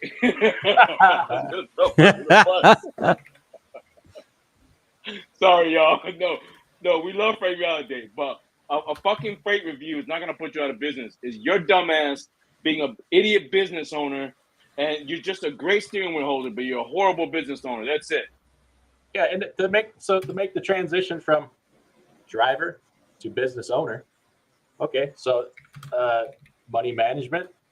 You got to learn about the business aspect of it, right? If you're going on the load board and just trying to win on every freaking load and beat them up for as much as you can, or you're trying to put the pieces of the puzzle together to develop lanes for yourself, customers. You know, okay, this load the only purpose of this load is to get me here to this one that really matters that I'm trying to work on and build something here. So, am I going to try to beat the crap out of this guy? I'm trying to get that load. Like, you know what I'm saying? Sorry, you're not beating the crap out of people. That comment was funny. Where else you beating the crap out of people you're trying to do business with, right? Now you got to be fair. It's got to work, right? There's more to loads that work than just the money. You know, is it getting you back into the place you're trying to build, right? This whole broker. So, Adam, what's your view on broker transparency bullshit? Did somebody tell you to ask me that? Let's go. Who told you to ask me that? Cook. It will be the worst thing to happen to this industry since freaking ELDs. And broker transparency is bullshit. It will drive rates down faster than anything you've ever seen. It's a bad business practice. Like, as a carrier, you're setting a bad precedent. Okay, you want to tell the broker what they can do? Flip that around, because somebody's going to come back to you and want to see your books and tell you what margin you can run. Okay, it's bad. So if I can, your broker, right? I can cut you. You got to show me your margin on every load. Guess what? Tomorrow I'm going to have that load because I'm going to cut you by $50 or $100, right? Or it's going to be a nonstop downward spiral of people cutting each other's throats. And guess who's going to win? The scammers who don't intend to pay you in the first place. These overseas brokers who can you operate as cheaply as somebody in Moldova? No. I guarantee you can't. Guess what? That's who's going to have all the freight. And then you're going to have all the problems that go with that, with the scamming and the non-payment. And this people that want this transparency have not really thought through all the unintended consequences. I have a whole live stream about it where I just freaking go off. If you want to, it's a trick. You will freaking trigger me with this transparency thing. Hey, I'm glad you got on this, Josh. Thank you. Someone did mention it earlier in the comments, Adam, but I'm thinking it's funny we asked you about the driver organizations because there's several of them that are trying to die on this fucking mountain. Yeah, they're on the wrong side of it. The stupidity of it is it's already a fucking rule. It's already a law. Right. Mm-hmm. All you have to do is fucking do the legwork and ask for the document. And I agree with you, Adam. What this is going to do is they're going to see what the broker is making, and then they're going to try to go to the shipper and back solicit through whatever channel, which opens you up to fucking lawsuits, and you're actually shut down anyway. Yep. And they're going to try to take the lane, and like you said, it's going to drive the rate down. Or what they're going to do is they're going to be like, oh, the broker's making $1,400 on this. They paid me $1,200. Now I want $1,350, and you're going to go back to that same broker and say that. And the broker's like, okay, I'll just find someone to do it for $1,200. Yeah. It's like I don't understand. You're not going to get transparency anyway. Even if you do, what the hell are you going to get out of it? Doesn't mean they got to pay you. Number one, and number two, you know what'll happen tomorrow? Every sizable brokerage will go get a freight forwarder authority. And what do? They'll take their brokerage and they'll give the freight to the freight forwarding. Then they become the shipper, and they don't have to tell you shit. They don't have to tell you what they think. And guess what? There's just one more rule that can't be enforced and won't be enforced. We can't even get them to enforce. And it'll take another 10 years to change it again. Yeah, but I'm gonna say it live on this motherfucking show. Amazon.com end-to-end supply chain. The reason why Bezos controls his supply chain for that fucking reason. Everybody can go fuck themselves. I'm sorry. He's a freight forwarder. He's a steamship owner. That motherfucker. I ride his balls. One, he gave me millions of dollars to build his shit. But two, back in the day, that used to be called monopoly. How is it a monopoly? I mean, you're your own freight forwarder, your own broker, your own trucker, your own producer, your own importer, your own platform, your own server, your own everything. Well, the FTC, like a monopoly. Look, the reality is it's not a monopoly because they're not the only retailer in the world. They're not even an oligopoly. Matter of fact, look it up. They're only 10% of the retail. Now online, they're 90%, but of the North American market, but not the global market. Did you see how much freight they moved 6 months ago after they fulfilled their first year as a broker? You're talking about the freight god. I'm Amazon.com, dog. Like literally, dog. I literally know what they Amazon in revenue as a broker looks like they ate the other 10 contendants from the list. Dude. Yeah, dude. I know, dude. Like I know this. I've been sounding the alarm forever, dude. They need to be broken up. This is the truth. I know this. I'm all about hating government getting involved, but they need to be broken up. That's the truth. They're scary as fuck. You should see the rates that they bid on these RFPs. They fucking dominate. I can go on and on. All right, my non-compete's not up in top silver, bitch. I gotta chill. Transparency will hurt the carriers in the long run too, because it's not going to be enforced against the brokers. They have the money to fight it. They have the money to get around it. What's going to happen is they're going to then seek legislation against us for gouging. And they want to see what our margins are. And guess what? You're not going to be able to fight that. You don't have the resources to fight it. OIDA's not going to freaking fight it for you. They can't afford to fight it. It's gonna come back at you in ways you're going to freaking hate. You know what? We don't need more regulation. They don't enforce the regulations that are on the books now. Hell, apparently you can drive without a CDL now, without insurance. You can do just whatever the hell you want to do. why don't we fix some of the real problems before we start with this crap? There are so many problems that need to be fixed. It's ridiculous. This is not even top 10. It's ridiculous. But let the private marketplace dictate that, though. The private marketplace is going to get rid of the bad brokers, going to get rid of the shitty brokers, the shitty carriers. The private marketplace, let it dictate that. Fuck government regulation. You know what? We don't need it in the first place, because if you hate brokers so much, go get your own damn freight. If you're worth as much as a broker is, if you're as smart as they are, if they're just crooks and thieves, and nobody wants to do business with a crook and a thief, so go get your own freight. Level up. You know what? I like that. How do you guys? I like that comment, because that's one of the reasons why I became a broker, because I hate brokers. Because no, I'm being dead serious, because when you're on the receiving side and you get between 25 to 35 calls a day, everybody wants a piece of your pie, and they go about it in an unethical way. Listen, those unethical brokers out there give the really good ethical ones a fucking bad name, and we need to eliminate them. Plain and simple.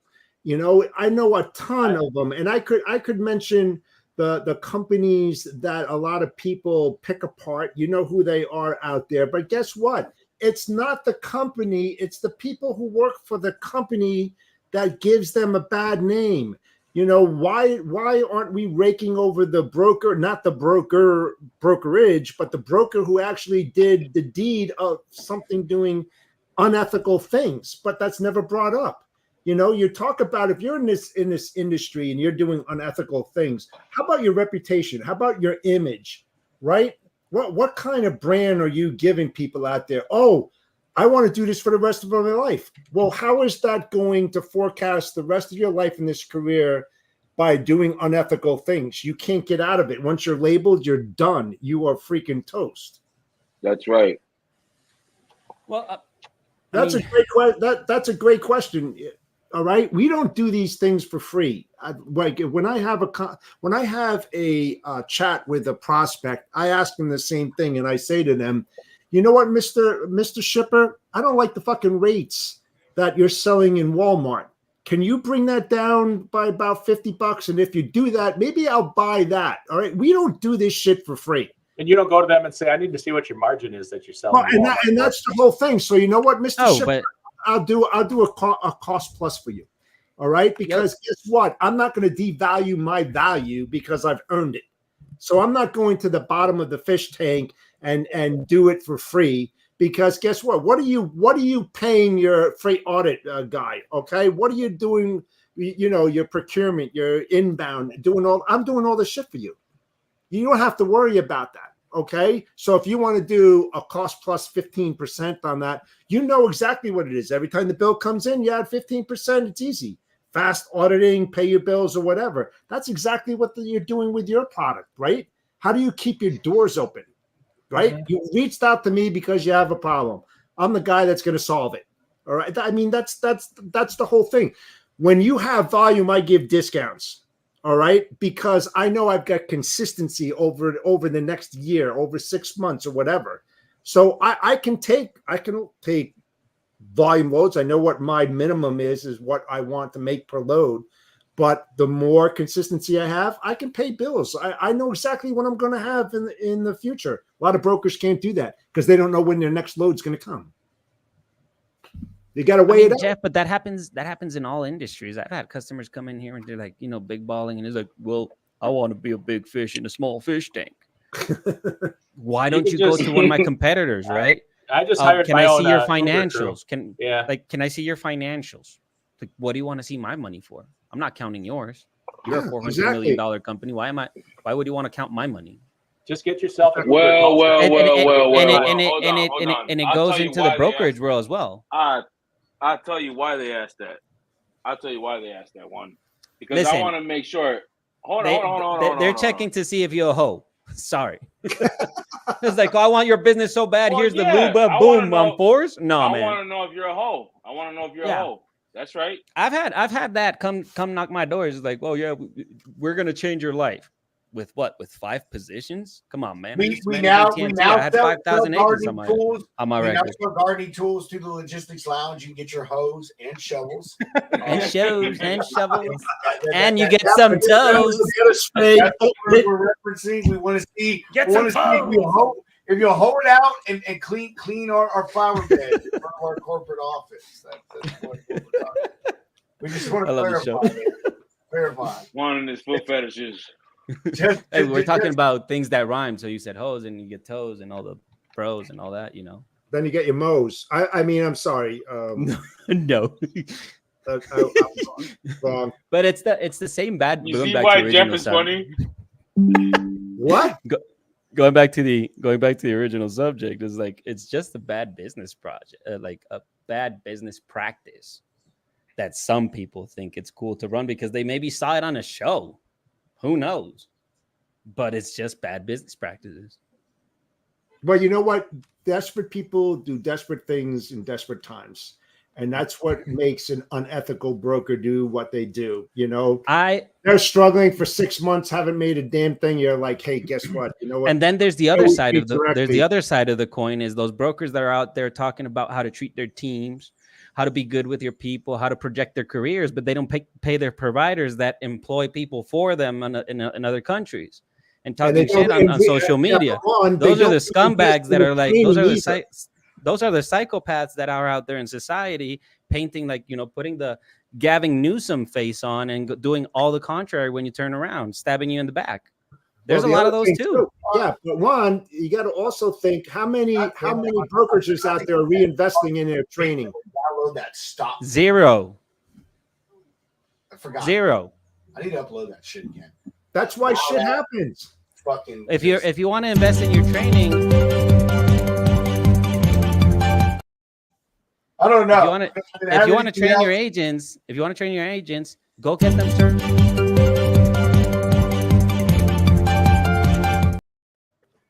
That is the shut the fuck up video for right now.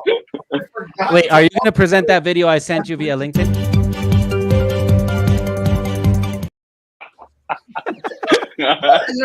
Get that motherfucker. Wait a second. Hold on. No, I'm waiting for it. Don't fucking make me run the video again. Okay? Don't do it, Pedro. Don't do it. I'm betting $10 he does. God damn. Let's get back to our amazing, educative, informative fucking guest. Mr. Adam here. Yes.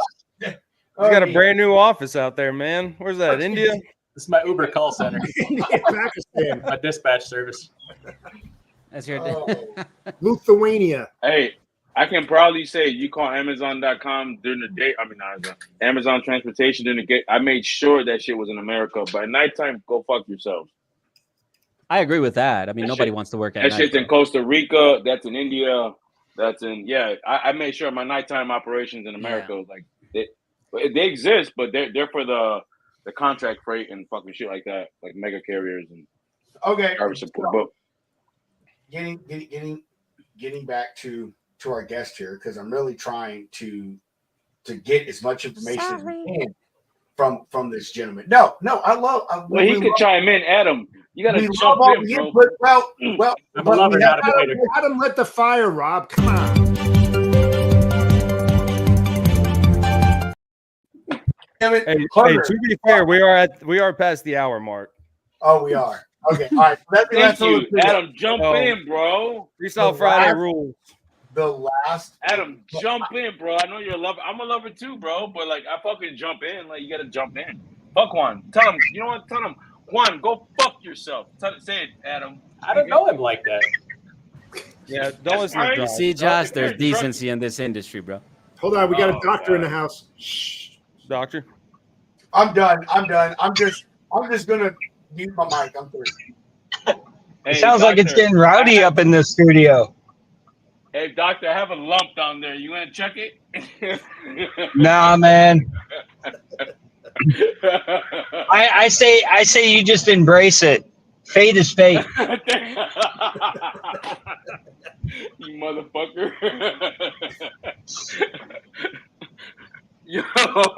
Why did I join this show?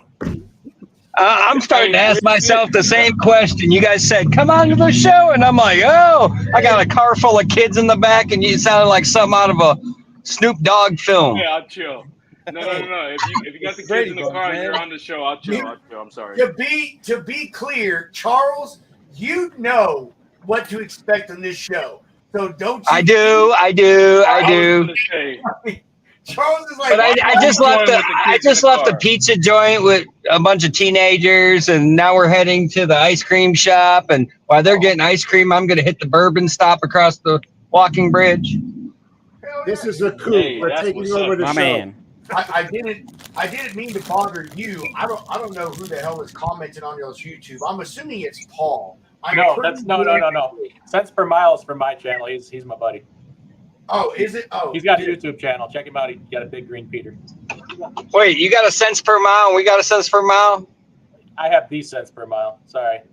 No, I have the cents per mile. Oh shit! Oh shit!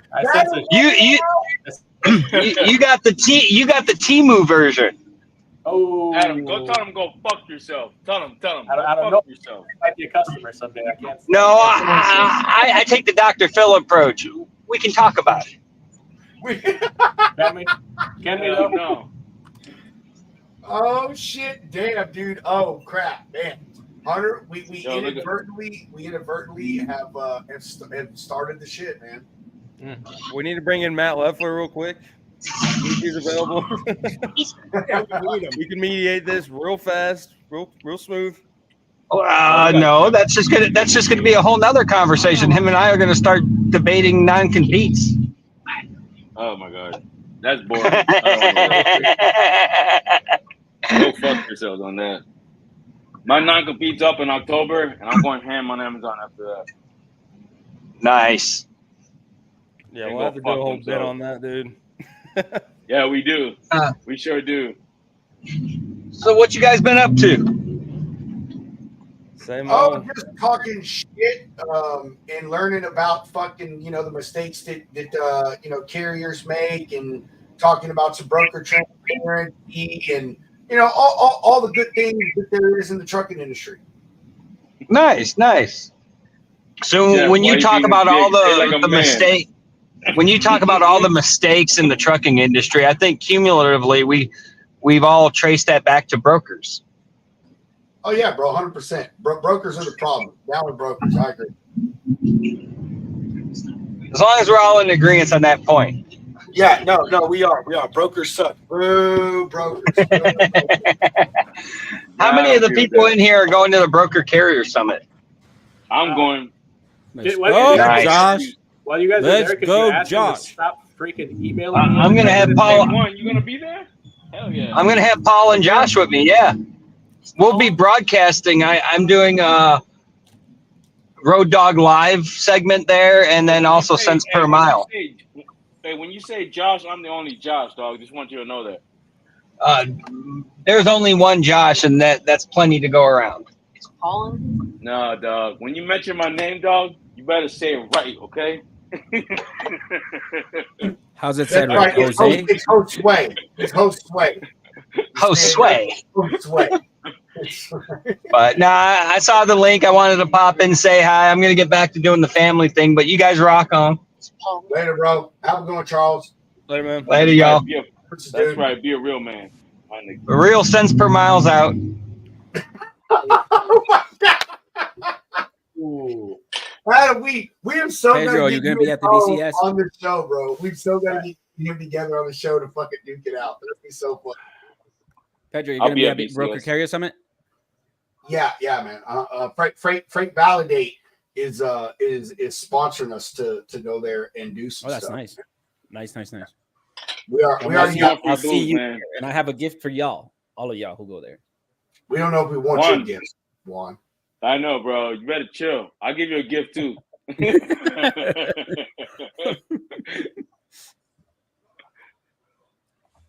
What are you drinking, Juan? What the hell is that? It's red. Pony Malta. It's like a. Oh, Malta. Hell yeah! Tell them what that is. A malt drink, right? What is that? Is that like root beer? It's like yeah. That's fair. That's a fair equivalent. Yeah. Yeah, that's the only thing good they sell nowadays. Coke just don't taste the same anymore. You mean it doesn't smell the same anymore, Juan? I mean, no. I wasn't talking about that, Coke, fool. You walked into that, G. I was not talking about that. I was not talking about that one. Hey, you are in Medellin. I mean, we're just you know. I understand the stereotype, but I know those things.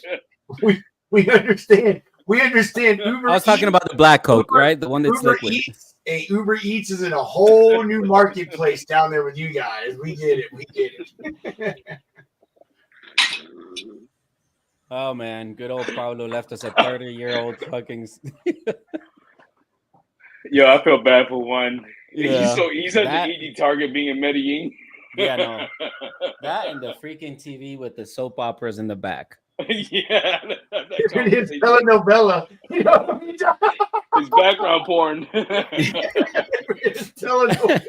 Listen, I used to have a studio, and it became my child's bedroom. So it's like I got displaced into the living room. How old is your child? 2 months. Got a newborn. Oh no shit. Yep. Congrats, homie. Thank you, man. It's been a rough 2 months getting up to pace and work and. Bro, if you think this first 2 months has been rough, you're fucking in for a surprise. You're in for the ride. Listen, if he's half the daredevil I was as a kid, man, I know what I'm into. You ain't even gotta worry about that shit. Fuck that. Hey, I was one of those kids, man. I was one of those kids that I was just too smart for my own good. Emergency rooms had our fucking insurance information like saved. You know what I mean? Like when Google says, "Do you want to save this?" They like save this shit for us. That's not what I'm talking about. I'm just saying, if you think dealing with a newborn is the biggest of your problems over the next however long you live until you die, because that's when parenting actually ends, bro, you're fucking in for it. You're in for it. No, we're on the way of getting our last one out. I think I have like 10 years of karma, bro, because with when I was growing up, when I was a teenager, it got to a point that my dad went and told the dean of the school and told her, like, when you can't deal with him anymore, call me again. In the meantime, I'm too busy. And I think the next time they called, it was like 2 months later. So I was an interesting little fella. It was just really hard to adapt to a Latin American country, not speaking Spanish, and coming in, because I came to Colombia and started school here when I was sixth grade. They put me back on fifth grade because over here people had they had diplomas. Fifth grade to sixth grade, you had a little diploma when you go from basic elementary to middle school. And it took them a year and a half to realize that I didn't speak Spanish. I was just a quiet kid in the corner, just writing whatever they put on the on the chalkboard. And then after that, it was just really hard to adapt. It was impossible. Can't change a kid like that. Not planning to do it myself. Juan, you were the only reversed immigrant that I know. I know, right? You know what's the most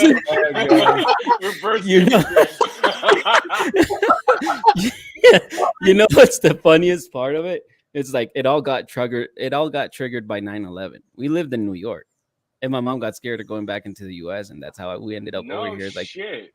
We came here for vacations, bro, and 16 years later it was still vacation. Bro. Yeah. You know what though, man? You're I'd rather be in Medellin right now, though. Keep it real. Sounds like an anchor, baby. What? Like, sounds like an anchor. Oh shit!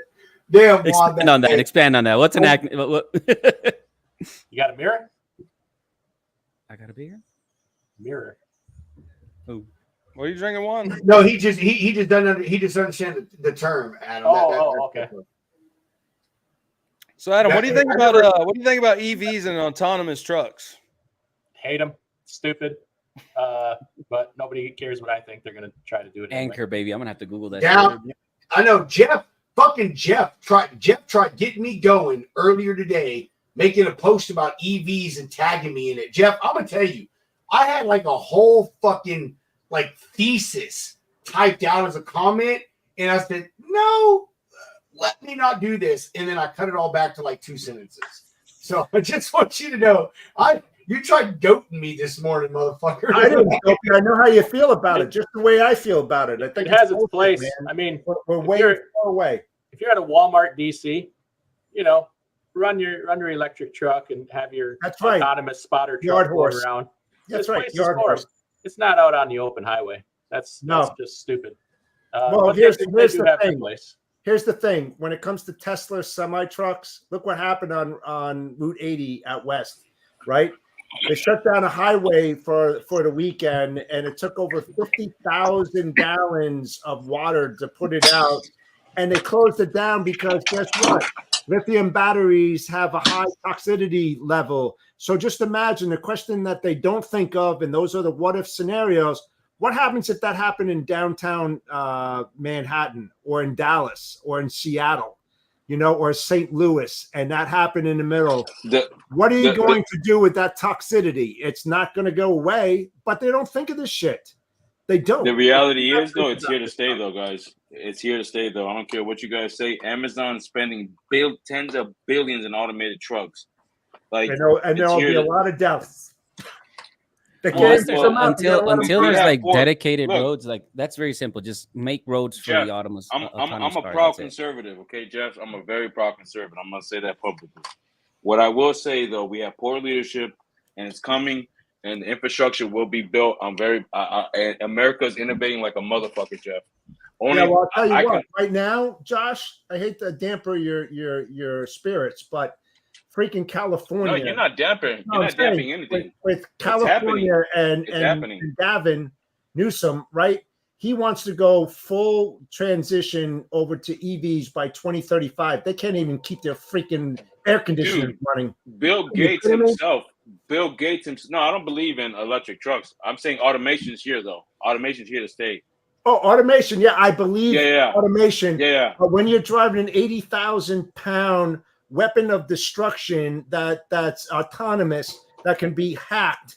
All right. Do you want all those trucks? We do it in the battlefield. We do it in the battlefield. We'll change. It's going to change, Jeff. We said the same thing about not having a fucking human being holding the elevator. You know, like think about it. Pressing buttons in the elevator. It's going to happen. The infrastructure it's going to come. It should happen on its own free market, not by government force, though. The government's force, the free market's not bringing it about as fast as government regulation is. To set a mandate for 2035, they're putting the cart before the horse. Yeah. The problem with it is Josh is it's going to happen. I agree with you. It is going to happen. E-commerce has changed. E-commerce is the future. Gen Alpha. You guys can say whatever the fuck opinions you want. But the market has changed drastically, and this new generation, they want to be able to go on their VR. They believe sunshines and rainbows. I get what you guys are saying. They believe that trucks run on sunshines and rainbows. Like when you hit order now, like they don't know what it fucking takes on the back end, right? Like what I'm saying is that companies are thinking way ahead. Like okay, hey, we hear what you're saying. I agree with you in the sense that it is here and it is in the future. The issue lies within is that they're ramming this stuff down our fucking throats. And right now, presently, we're talking about the present. We're not talking about 20 or 30 fucking years from now. That's great. That's what everyone's thinking. But let's be honest with ourselves. Nobody gives a shit how packages are going to be delivered 20 or 30 fucking years from now. We're worried about now. So the issue is, let me finish my thought, please. Yeah. The issue is that the current outlay, the current layout of all our infrastructure as far as autonomous, EV, it is not there. That's the issue. We all understand it's coming. We fucking get that. Everyone wants to be living in the hold on, bro. But that's always been the case, bro. Everything has always been shoved down our throats. Carnegie Mellon did it.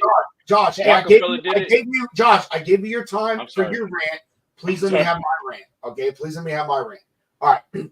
The deal is everyone wants to live in the fucking fifth element Maybe you're too young, you don't understand that. It's a really great film from the 90s starring Bruce Willis. Please go watch it. Maybe you'll understand. Go fuck yourself. I'm not that young, bitch. Everyone wants to live in the Fifth Element. That is just not the case right now. To touch on Jeff's point, the infrastructure that we need to run an entire country of EV vehicles does not exist and will not exist within the next 50 years. It is impossible. Here's the multi thing. I love talking about EVs because I could trash this shit. It is the dumbest fucking argument that we have right now in transportation. Here's the other thing. Agree. All of this stuff that we say, oh, we're going to cut back on greenhouse emissions and blah, blah, blah, blah, blah.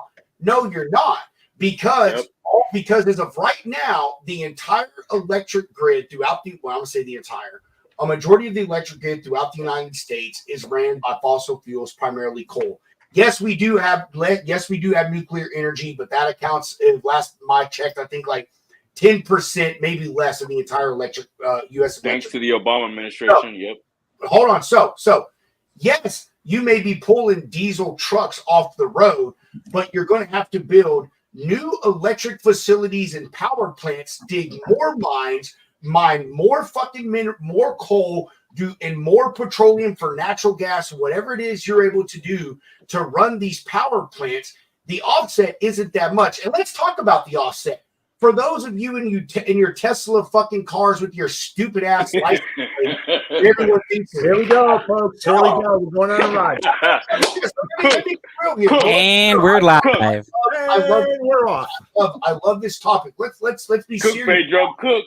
The offset for you and your damage to the environment is at minimum 18 months before you start offsetting the damage that you've done to the environment for all the mining and all the other bullshit that it took to make your Tesla.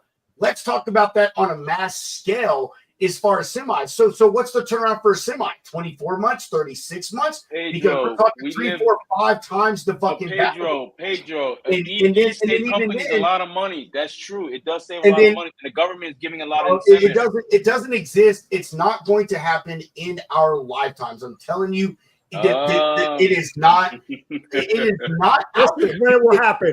Pedro, one thing. I put $50 it does. One thing, and I gotta go. Happen, bro. One thing, and I gotta go. Okay. When I see mining equipment that are ran by batteries, then we're on top of the game because there's not a single mining piece of equipment out there that can mine lithium on batteries. They're all diesel operated, right? What happens when these EVs in the middle of the winter are stuck on 80 out in Wyoming or something where there's no station? I'm pro fossil fuels. And they're trying to keep their car hot, heat in there so they survive. The battery can only last so long. Now they're going to sit out there. Just bullshit. Who's going to come Jeff, you're lying. Jeff, you're lying. Jeff, you're lying. They have a solution for you. Man, he's just being the devil's advocate. That's it. That ain't happening. I say this. Hey, hold on. Ain't happening. I say this when it comes to EVs, period. If you're for EVs, you're for child slavery, period, and human fucking trafficking. And hold on, please, bro, because I'm serious, bro. I get heated on this EV I'm shit. being serious. People are the most full of fucking shit people. Yes, I'm telling you, the climate change does not exist. They fly in their private jets. That's just the way the planet warms. But EVs, it's a scam, dude. It is 1,000% a scam. You're talking about saving the planet, but you're digging massive fucking holes in countries that are controlled by slave fucking labor. And it's not even that. Do you know that trying to get rid of a battery is equal to that of dealing with nuclear rods from a fucking nuclear power plant? People, are we fucking serious right now? How stupid can you be? How stupid can you be? I don't want to drill for oil, but I want to dig massive holes in the ground for but that's been happening even in the diamond industry for the last 20 years. It's just outsource the pain to another country. Outsource to a pain to a country you can't see. has been doing that forever. Yep. Gentlemen, it's been real. I've got to go. Have a great weekend. Love you, brother. Be good. Thanks for always. Rest well, man. Jimmy, of course you're on Sir Potato. Gosh, by the way, fuck that anchor baby thing. I'm not an anchor baby. My sister was the anchor baby in Colombia. No, you're the anchor baby. Oh no, I immigrated legally. Sorry.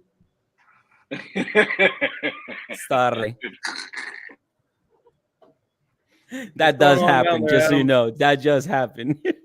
That does happen. Anyway. What's going on? Same thing with Dyson. It's the same thing with cocoa. It's the same thing with diamonds. It's the same thing with a bunch of industries that have been outsourced to countries that you guys, the consumers in the U.S., don't want to see. Hey, who's you guys? Because as long as you don't see it. He's right, bro. Hey, listen, my phone right now is plus 57, so I get to point fingers. So all those people in the plus one. So long as you don't see the pain, you'll buy it. That's the issue. And now we have an entire new industry called greenwashing. Industries destroying the world and buying some, checkbox on some brand on the supermarket. Yeah, greenwashing. And then come like Desperate Housewives. Liberal women just go to the supermarket and say, "Oh, this tuna is greenwashed. This one's better." And then it just becomes a trend. And we forgot about everything that we've destroyed in the process. Sorry. I got Pedro angry. No, he's not angry. I made a comment and I didn't mean to. I'm sorry, Pedro. I didn't think about it, bro. I like your passion on that, Pedro. I do. I largely agree with it. It involves a lot of mental leaps and hypocrisy to get it done, but that's what our government does. If they want it to happen, they'll put a ton of money behind it. They'll say, screw safety, protect the environment until they want to do something, right? We're against human trafficking until it benefits them, in their agenda. So it involves a whole lot of hypocrisy and, stupid stuff. But if they want it to happen, they'll push for it. And we're not ready for it. The infrastructure is nowhere near 20 years from it. But one thing I've learned in my life is when they want something to happen, they push hard for it.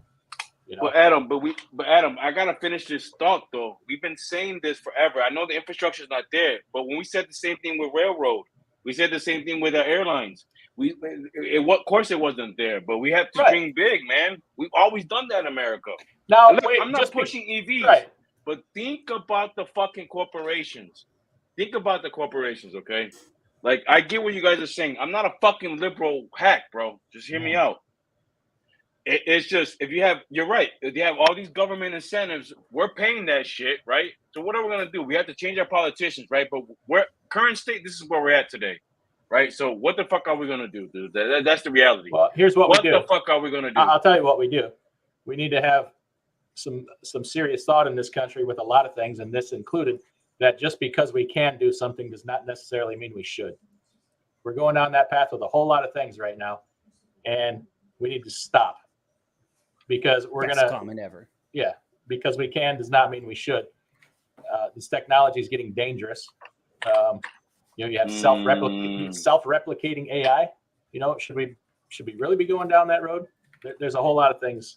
It's over with, bro. I mean, I get what you're saying. So what we need to do is you got to vote, bro. Look all these old farts in fucking Congress, man. Right? There's a lot of problems. At the local, that's what I'm saying, dude. You're talking all this shit, right? I hate to be a dick, bro. You're talking all this shit, right? But it's here to stay. It's here today. And at the end of the day, no matter how you fucking like it or not, or how I like it or not, these young kids, they're brainwashed. They want this EV bullshit. You're not wrong. And this is what they want, bro. It's gonna happen, bro. No matter how the fuck you guys like it. The young generation want EVs. Hey, Josh. Okay. Hey, see here. I think here's the part that we're trailing off here is that is I don't think anyone here is disagreeing that it is here, that it's coming. That's not the point here, Josh. That's not what we're talking about. The thing is, and I'm with you, the whole American, we push through, we build things, the railroad, blah, blah, blah. That's what I'm saying. How do we innovate moving forward? Josh, hey, I'm telling you, I'm gonna make a Josh calm the fuck down video. My thing is like Pedro. Let's be constructive. And how do we? Okay. I don't know. I'm telling you, Hunter. We lose control of our own show. I'm sorry. Friday, it's just. All right, Josh, Hunter's got to run this for a minute. I hear what you're saying. Let me say this. So we can all agree that it's here, that it is coming. That's not where the issue is. The thing is that we have set an unrealistic timeline. The government has. And a lot of these states, California being one, have set unrealistic timelines to this. That's the fucking problem. And I agree, brother. When you have unrealistic expectations and you try to force things and push things, shit comes out wrong. I'm going to use solar energy as a fucking example. We pushed solar energy 8 years ago, 9 years ago, whatever it was. It was the big fucking deal. I cannot tell you how many people I know that have solar and that shit never fucking works. I know folks that have batteries, that the batteries don't charge, people that still pay unrealistic or crazy fucking electric bills on top of their solar fucking payment, all this stuff. The point of that is, but I'm serious. This is leading into this. I know that's why it's funny. That's my point is we pushed that shit. The fucking government said, "Oh, let's throw billions of dollars at this because money solves everything." For some reason, governments seem to have this frame of mind that money makes people smart, and that's not what it is. It's completely the opposite. It makes people. True, dude. But we did that. We threw that money at it and look at solar. Do I believe in it? Yes. But it is failed in its current state. We didn't figure it out. We pushed it through. We rushed it. And now it's backfiring on people regardless of all Amazon warehouses are all run on solar, bro. Again, you're thinking me as like I'm pro 100% oil. I am a fossil fuel guy, but I also believe humans have ruined this fucking planet. Let's be serious right now. When we get down to it, this is our own fault. Exxon, Shell, all of those companies knew in the 70s what the fuck they were doing and the damage that they were doing while drilling for oil. We've known this. So now here we are in the past. We can't blame them. We want that oil. We're pushing this climate change, this green initiative. All the experts will tell you we are past the point of fixing the problem. No amount of EV, no amount of liquid gas and hydrogen engines, nothing is going to fix the problem except for one thing, and that is depopulation of the human race. And there's no problem, Pedro. That's the issue. We're not going to fix EVs. All I'm saying is that within our lifetime, all of us on this screen, I don't know how old Juan is, but everyone else on the screen, we're all pretty much middle-aged. EVs are Dude, I'm 32. I'm middle-aged. Are not going to be. But there's no problem. There's really no problem. I'm sorry. There's no problem. Global warming and all that bullshit, dude. There's no fucking problem. That's all a fallacy, bro. There's no fucking problem. In the first place, there's no fucking problem. Let's just say it for what it is, bro. We'll agree to disagree. I would say there's a problem, like the way that they say it, but like there's a problem. It's just the natural progression of the way the Earth is. I mean, the rising temperatures and all that. If you're a student of history and geology and all that stuff like that, like you understand what we're going through. But humans have destroyed this planet, bro. We have our waterways destroyed this planet. I mean, there is no getting away around that. I don't care what your political beliefs are. Pro fuel, not pro fossil fuel, EVs, whatever. Humans have destroyed this planet. Hey, don't hurt my stocks, Pedro. Chill.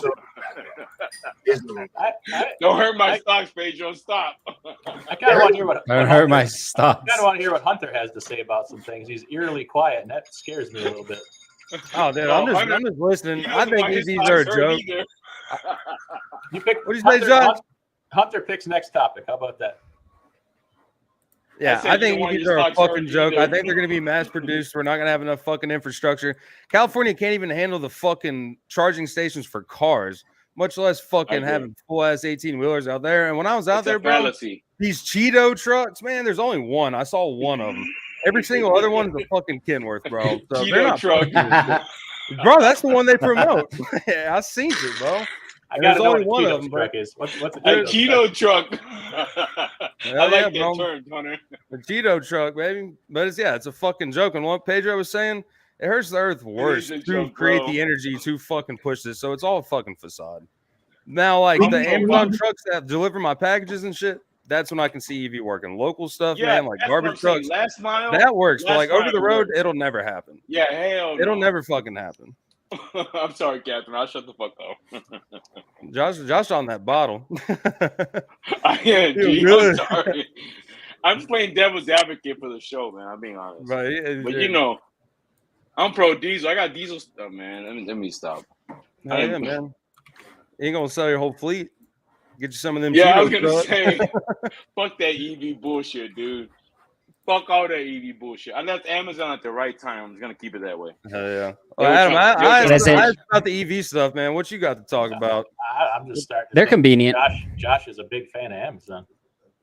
Oh, dude, October's about to be a shit show. This man's about to disappear off the planet. It's not I'm a big fan, bro. It's just Amazon's popular, motherfucker. Like if you like you want something fast, you know what it is. You're gonna go to Amazon. That's what it is. You're like, oh shit, can I get this in 2 hours? That's what we don't need. What do you mean, bro? Like, go to the store, man. Go to the store. No. Think about this. Reject evolution. Embrace tradition. What? No, Juan, you're wrong. This young generation spends more money on vacations and leisure. Like, dude, they spend a shit ton, dude, in this economy, dude. They travel the world. They'll never be able to retire and have anything for themselves. Oh, man, I'm trolling. That's fine, bro. Listen, I'm trolling because this is anti-EV, and unfortunately, I have an EV. It's a whole new world. I went down that road. The thing is, you guys don't want to accept it. I'm old school than a motherfucker. You guys don't realize I'm mechanical than a motherfucker. I'm old school. I don't know if you guys knew how old school I am. It's here to stay. And you guys are just all fucking angry. That's it. You know how a posi track works in a 62 Plymouth? Huh? Boy, don't get me started. Don't get me started, boy. I'll kill this fucking space. Sorry, my cousin Vinny reference there for you. Man, you guys, dude, I got it. You guys are really passionate about this. I had to explain myself there for a second. Jeez, you got me. I was wondering as soon as you said it. As soon as you said that, I was hoping. I was like, man, I wonder if he's making a My Cousin Vinny fucking reference from the courtroom, dude. That was one of the greatest fucking scenes ever, man. Oh man. Oh, I was scared and alone there for a second. Jeez, like I am older than all these guys. No, man. That was fucking awesome, man. That was awesome. That was a great movie. Man, you guys are real passionate about the whole electric thing. How about we go to Mars? Oh, dude, I'm all about that. Let's do that. Space freight's been on the radar big time. I don't know if it's going to be in my lifetime, but I definitely like the whole space exploration, space mining situation. Elon Musk is the first space freight broker, man. He fucking owns Tesla, sent his little SpaceX up there to the International Space Station, delivered a load in space. Elon Musk, the first original fucking space wrangler. I don't know. A couple of them astronauts may have delivered a load before him. All right, well, no, but like it's the broker. As the broker, like he was the third party. The astronauts work for NASA, so that doesn't count. Elon is the third party, so he is the broker role. He is the first space freight broker, bro. One of our first shows. That dude just. One of our first shows was on this. That dude is just Goldfinger, man. Everything he touches is just gold. We will end all future broadcasts of the Logistics Lounge once we get Elon Musk on here. That's all we're doing this for. Is just to get Elon Musk. That's the ultimate goal. And that's it. Once we have him, the show's over with. Like that's like final fucking chapter, series finale. You know. You can't get better than that. We'll be in one of the rocket ships and we deliver a load to space, and that'll be the end of it, dude. That's it. Did you guys the fucking sunset? Roll credits. You know what I'm saying? Did you guys know that space brokering was a real thing? They actually have job listings on fucking SpaceX, like account management and shit like that. For fucking NASA. That's what we're talking about, man. Elon is the OG. Numero uno. Just random fact. It costs around $350,000 per kilogram sent to space. So you can send your own. Yeah, send your phone if you want. If you have enough money. Yeah, you couldn't pull that metric system crap on me when I was in grade school. You ain't pulling it now. Sorry. Oh. How many pounds is that? 2.2 pounds. Is that a pound? 2.2 pounds. There you go. All right. Don't ask me why I know that. Now we can be friends again. Now we can be friends again. Bro, I feel you, in Adam. space, everything's metric. Just say. Fuck the metric system. I reject your Imperial system. Imperial system is the real one. That's right. You know what's the funniest part? Y'all were Imperial. we had a civil war and we used the imperial system. Like what? How did that happen? Colonialism. Don't be thinking we won't do it again. That's right. It's like, I mean, the French did something Adam's similar. A real one. Yeah. Adam's a real one. Keep it up with the kilograms. Keep it up. Oh man, I hope people got that reference, dude.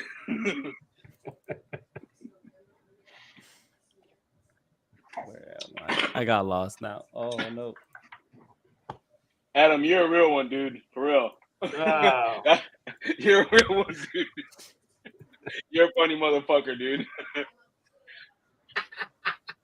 It's freight, man. That's why I tell people. It's fucking freight. It's boring. It's black. It's box. Whatever the fucking freight it is. You gotta have fun, man. What's up, dude? We have completely gone off the rails per usual on this fucking show. Hunter, we have, I'm telling you. You can't blame me on this one. We do blame. No, we blame Josh. Josh is our new fucking scapegoat. He's our new problem child. Like, he's our new problem. We get Josh a fucking a redheaded wig, because he's like our fucking redheaded problem child. Y'all ever seen that movie? What I think it was called Problem Child, wasn't it? From like the 90s. You remember what I'm talking about? Adam, bro, that redheaded motherfucker. He put her up policy. It's Josh. And you're the John Ritter. He's the problem child to your John Ritter. Yes. Yeah, I feel like that. I'm telling you, I feel like we're parents in this motherfucker sometimes. I'm telling you, it's a bit much. Bro, I hope you guys believe me. I'm the same way with shippers, man. That's why they love me, dude. I swear to God.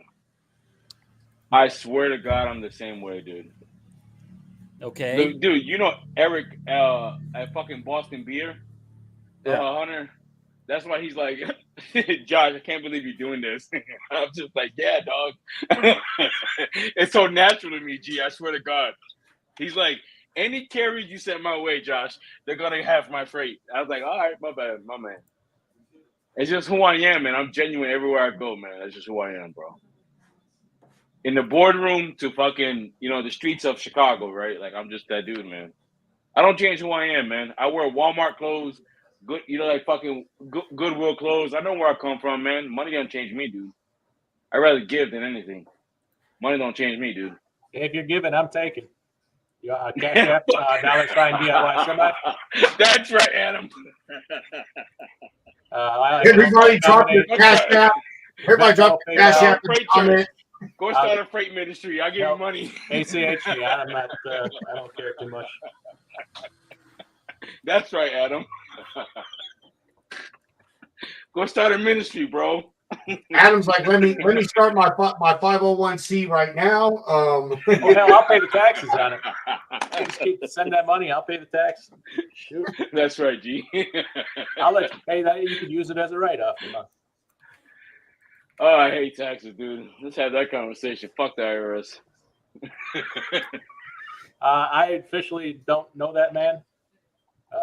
Just a newbie here. Don't know nothing about that. I wonder what face the FBI agent that's listening into this one is making.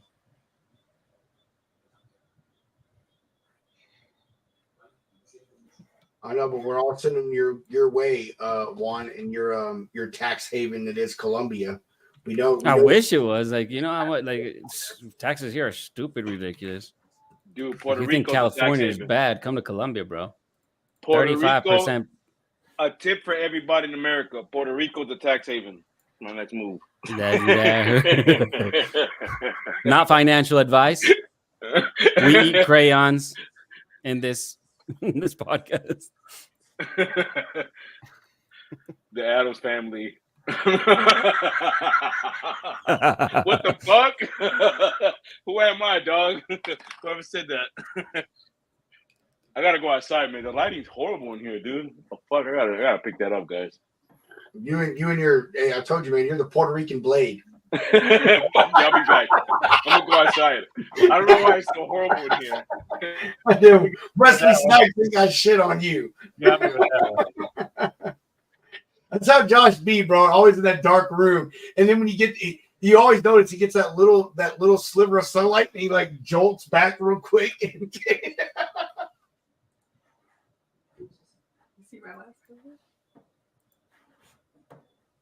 Awkward silence. That is true. The views and opinions of Josh do not reflect that of the Logistics Lounge. Our guest. Include me in that disclaimer, please. No, Juan, you're fine. You're fine. The TV imagery has been appropriate for the show, so we do not have to have a disclaimer on my behalf. Yeah. Where's your dog at, bro? I ain't seen your dog. By the way, where is that fool? Oh, he's sleeping. Come here. How the fuck do you lose 100-pound fucking Rottweiler? He said, "Where is?" It's a big apartment. He's somewhere sleeping. He's over there, probably close to the fridge because he thinks the cheese tax is coming. Cheese, bro.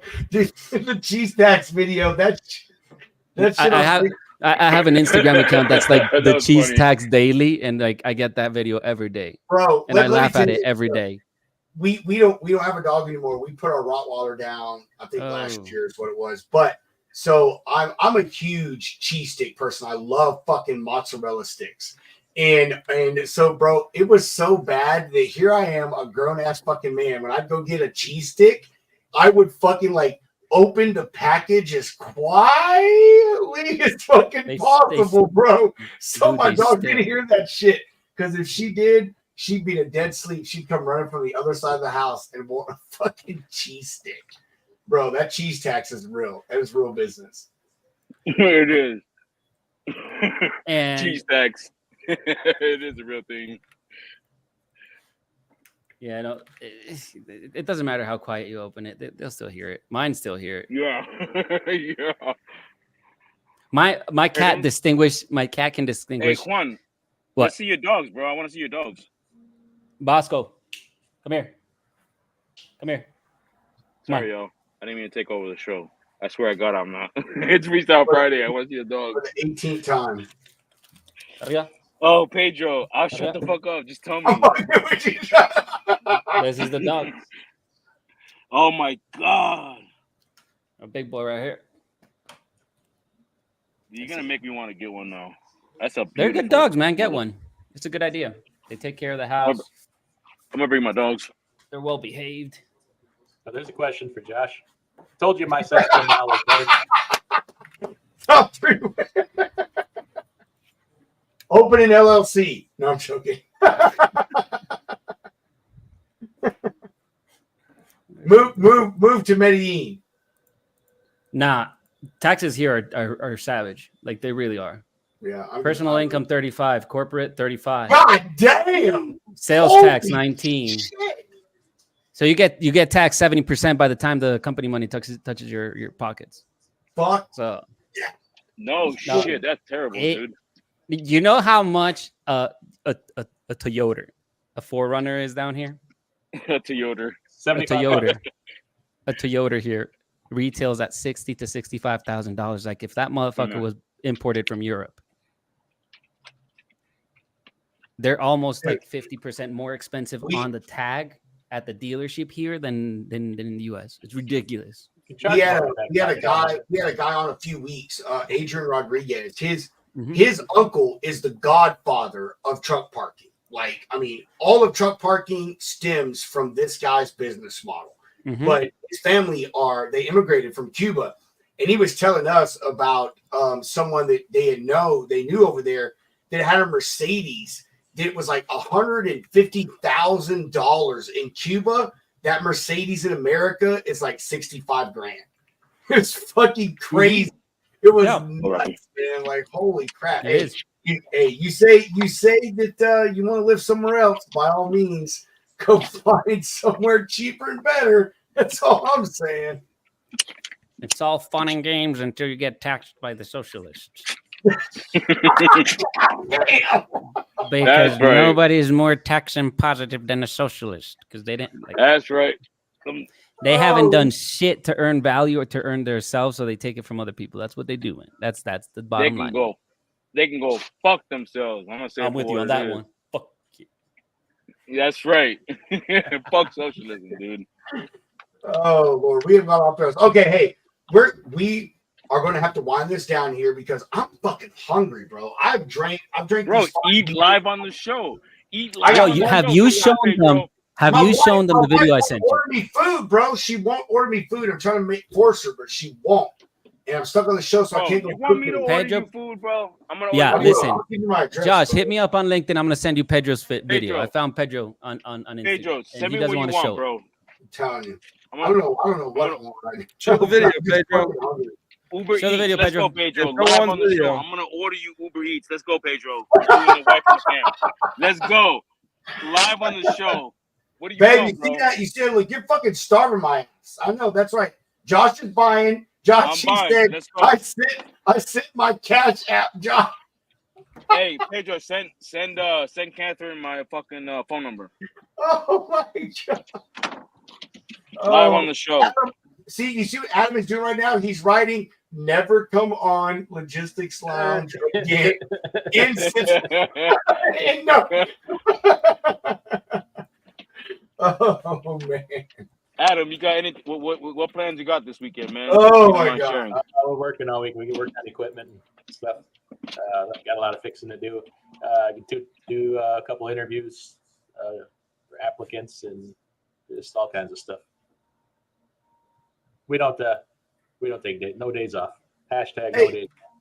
Hey, I want to know, Adam, how are you liking those Macs you got? You know, we have another friend of ours, Jamie Hagan. He's a huge Mac guy. How are you liking those, man? I saw that you scooped up one or two. Yeah, just got one on the road today. Second one on the road today. You know, like I said, first choice would be Freightliner, just the efficiency. But I'm getting these things so cheap, and they got factory warranty. They got low miles. You know, if somebody wants to be an owner-operator, you can't beat the entry point for these. I like them. You know, the older Macs were basically a dump truck with a fifth wheel. These newer ones, they figured some stuff out. They're efficient. They're smooth. They need some improvements, you know, as far as cabinets and stuff. But, you know, it gets people started. It makes them happy, and they can always upgrade. So as far as a business standpoint, they make a lot of sense, especially at the price point we're buying them. And, you know, it's money, you know, money management and, you know, capital management becomes a really big part of it when you're trying to grow. And the numbers on these things just make all kinds of sense. Plus, they're pretty nice truck, if you ask me. I'm easy to please. I don't require a lot. You know, some people require some, you know, extravagance or whatever, but the numbers make all kinds of sense on them. They really do. Man, you know, Adam, I never got to drive a Mac. The only two branded trucks that were in production when I drove that I didn't get to drive was a Western Star and a Mac. But dude, Macs are like diehard fans, man. They really are. Like Mac people are Mac people, and I'll say, dude, I think they make good looking trucks. Even the Anthem, even before that, man, like their stuff is simple. It is utilitarian, and that's what I appreciate. Like, but at the same time, if you're willing to spend a little extra money, you can get all that luxury and stuff in a Mac. Like I saw that one you had, man. It had fucking heated driver and passenger seats and all that stuff in there, man. Like that's good stuff, man. Yeah, they've come a long ways. We had some Pinnacles. You know, Pinnacles were good trucks, you know, but they're a little rough around the edges, and they weren't really set up for over the road, honestly. these anthems are way better. But I don't, I'm kind of a Freightliner guy. I've driven them. They're efficient. The numbers work. I'm not a diehard loyal to anything. Like, it's got to make financial sense first and foremost before any freaking thing. I don't care about chrome and looking pretty. Like, we're trying to run a business here. And that's the number one thing over everything else. So, and then there's a lot of number twos. So, yeah, I don't know. I mean, I had a couple freight shakers when I drove, man. I mean, my very first truck I ever drove, you touched on earlier, was a Freightliner, a 2007 Freightliner Century class. That was the first truck that I ever drove, man. So, and I've had Cascadias, and they're good trucks. They're economical. My favorite truck I ever had, I would say, was a Pete 387, man. I had one of those when I was with US Express. It was a lease operator truck. I loved that truck. Even as big and bulky as that thing was, dude, I still topped like 8 miles to the gallon back in 2011, 2012. That's what it's all about. Yeah. I mean, I'm a cruise control guy, man. I mean, I really am. I don't see the point doing 70, 75 miles an hour where you fucking go. I think cruise control is your freaking best friend. And so I don't know. I'm not particular to any truck brand either. I mean, I don't know. I like Volvos too. I think they make a cool looking truck, good looking product, a lot of amenities and stuff, but they can be pricey to upkeep. Internationals, I would not own an international to save my life. I will say that. I had one international. I had the first edition or first generation Pro Star. I loved the truck because of how nice it was, but dude, I mean, it spit every 2 months. Was in the fucking shop for something. So yeah, I'm not an international fan though, but I'm with you. Whatever is efficient and helps you make the most money. I got a lot of things to consider too, and that money has to go far to a lot of different places. Trailers. I got a lot of trailers to own and maintain. That's tough. Especially reefer trailers. They cost money. So that money's got to go a distance. So I got to make the most of every penny. Plus, I don't believe in a lot of debt. I try to keep my debt level no more than 1 month's gross revenue. So that, I'm floating 30 days worth of revenue. If everything went to hell, all I got to do is wait for that 30 days revenue to come in. It'll pay off all the debt and I'm good, so that's my safety net right there. So, 10%, debt to equity or debt to income. I guess it would be 1/12 if you amortize it for the year, but I try to do, I'm a very conservative person with my money. Investing, business, all the way around. It's proven. It served me very, very well. Same here, brother. That's extremely intelligent, and we said it backstage, and I've said it a few times, but I'll say it again, is that I don't understand where this disconnect comes from, but when it comes to owner operators or even lease operators, they for some reason don't understand that owning a truck is a business. And what I mean by that is a business to properly understand how to be profitable and run your business right. You have to understand every single cost that you have, everything down to fucking paper clips, fax receipts, all of it. That is what goes in to run your business. That is your expense line. It's more than just fuel and insurance and maybe a truck payment or a trailer payment. It is everything.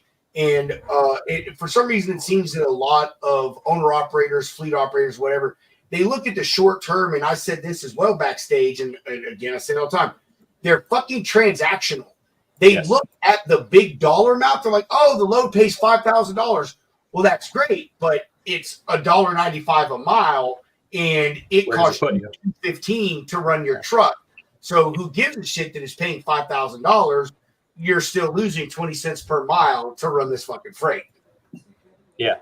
And, a lot of people do it. They want to live their dream, having their dream truck and this and that. And I'm not against that. I don't think it's the best justification, but hey, if that's what you want, but I'm in favor of doing that. But the business first. So you work up to it. Like if you want that, big W9 icon, right? Maybe you work up to it for 5 to 10 years to get it. It'll be more meaningful to you, and two, you'll have a stronger business for it. But like just to throw caution to the wind, and I'm going to buy this $250,000 truck and go out and run my dream and see what happens. I think it's there's a smarter way to do it. Like prepare for it, work up to it. I still think the business should always come first, but if that's what you want, that's great. Be smart about it. He's trolling us, by the way. I know. I know. This motherfucker is so funny. Screw you, Adam. We need to have Tim on the show. We absolutely should, and I can make that happen for you tomorrow. I'll call him tonight or whatever, and we'll get him on your show. He is a first-class smartass. I love him. The comments from that son of a gun have been absolutely gut-wrenching. He's competing for the first position cents per mile is what he's doing. I love that, man. That's amazing. All right, so hey, we're going to go ahead and trail off here in this show. Been a wonderful Friday. We're going on 2.5 hours, but before we do, still didn't share that clip. What one? You still didn't share that clip. He's gonna end the show and he's not gonna show the clip. What clip? I don't have a fucking clip, bro. What are you talking about? I sent it to you. The one I sent you. Damn. On LinkedIn, bro. That's fucked up, Pedro. Where? I'll share it. The Instagram one. Oh my god! But where did you send it? LinkedIn. It's in your LinkedIn. Instagram? It's in your LinkedIn DM. Yeah. No, I don't have it, bro. I'm serious. You do have it. My LinkedIn is up right fucking now, Juan. It's up right now, bro. All right, let me send it to you. Let me send it to you again. You send it to the wrong Pedro Potato. No, there's not a lot of Pedro potatoes, bro. You know how potatoes are out there? Yeah, while he's pulling that up, Adam, how many trucks you got? Have them all full right now, but that changes month to month. He's trolling me too. He asked me the same question every day. Damn. We a lot of friendly trolling goes on around here. Bro, it's Freestyle Friday. Are we gonna pass over this to over a space or something? Open it up, Josh. I just want to get some fucking food, bro. That's really bro. Eat live on the show. I'm paying, bitch. Dude, there's nothing people hate more than listening to people eat. He's hangry. That's whatever. Let's land it. I want to see that shit. Fuck you, Juan. Come on, man. Put it. Put it. You can... Okay, Juan. All right. Hold on. Jesus fucking. Everybody's gonna love it.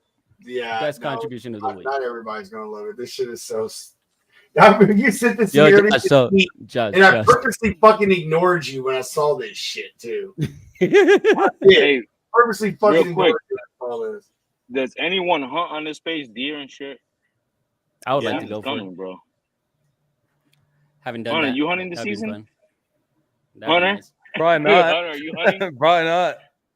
Oh, what the fuck, dude? You gotta come up, man. Let's go hunt. All right. For real, bitch. Okay, hold on. Let's play Juan's video. Juan says this is me.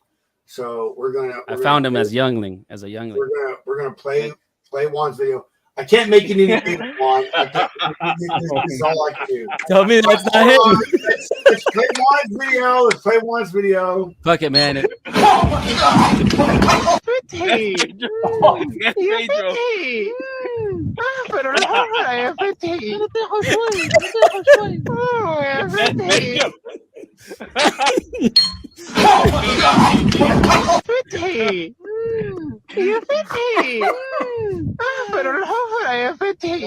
Josh, tell me that's not him. Tell me it's not him.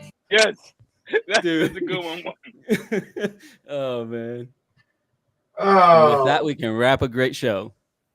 Fucking Juan, bro. Fucking Juan. Something. I got the porn in the back, and you got the bottle accident, I guess. Oh, I don't know what we're going to do with you, Juan. You know, every time I think that we're going to let you on the show and you're going to be a good boy, you prove us wrong. Can't deport him. He's already gone. All right, Jamie. Adam, what exiting comments do you want to say to everybody? Anything you want to say? No time limit. Give yourself some plugs and go. Boy, not having anything prepared. My dream message would be quit your bitching. If you think something needs to change, go be the one to change it. Do it your damn self. Stop. That's right. We all need to get together crap because it's never going to happen and it's not good for you anyway, because chances are what other people want to happen is not even good for you. So that's right, bitch. Learn to operate in the business that you're in, and right. bear the burdens of the industry that you chose to be in. That's right, Adam. Preach, motherfucker. Let's go. Take them head on, grab them by the throat, and make your own business. Nobody else is going to do it for you. Hold on. I gotta be ready for my exit here. 1 second. My tagline: do epic shit. Why did you get kicked out? Oh, he did that on purpose. That was supposed to be dramatic. That's supposed to be dramatic. Oh my god, bro! Oh my god, that's so funny, Josh. Man, I can't remember the name of the guy.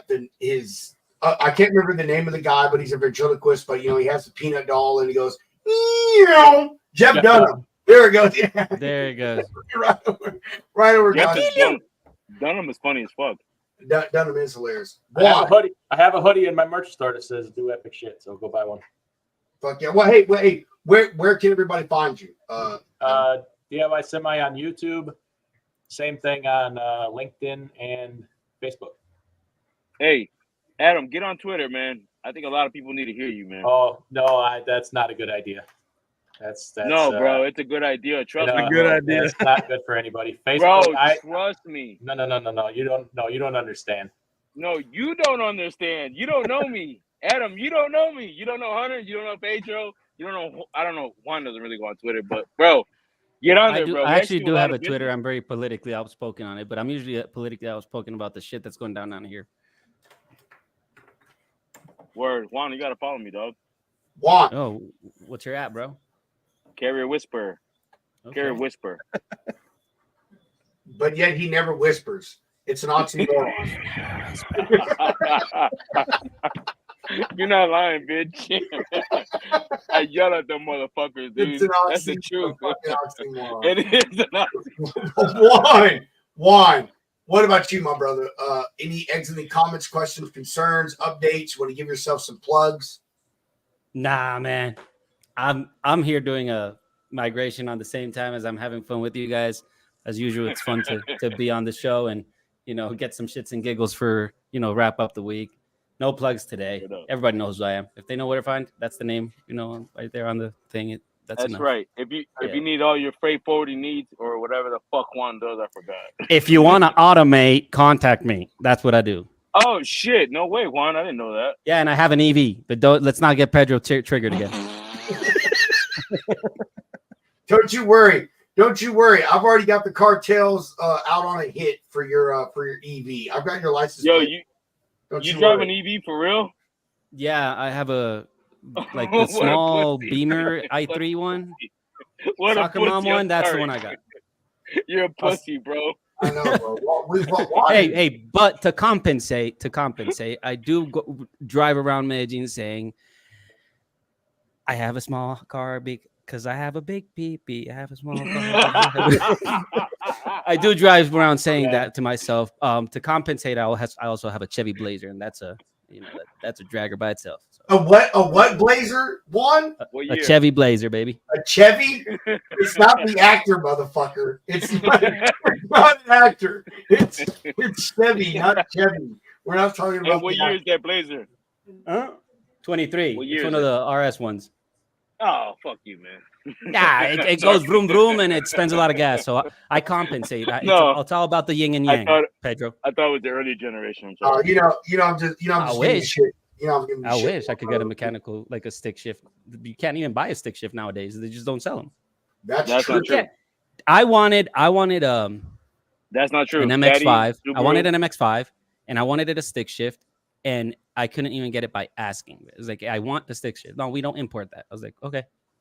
Oh no shit. Yeah. In America you can. And if you get yourself a automatic convertible for any intensive purpose in life, that's like going to Gordon Ramsay's restaurant and asking for a piece of white bread with some tomato sauce on it. So that's so true.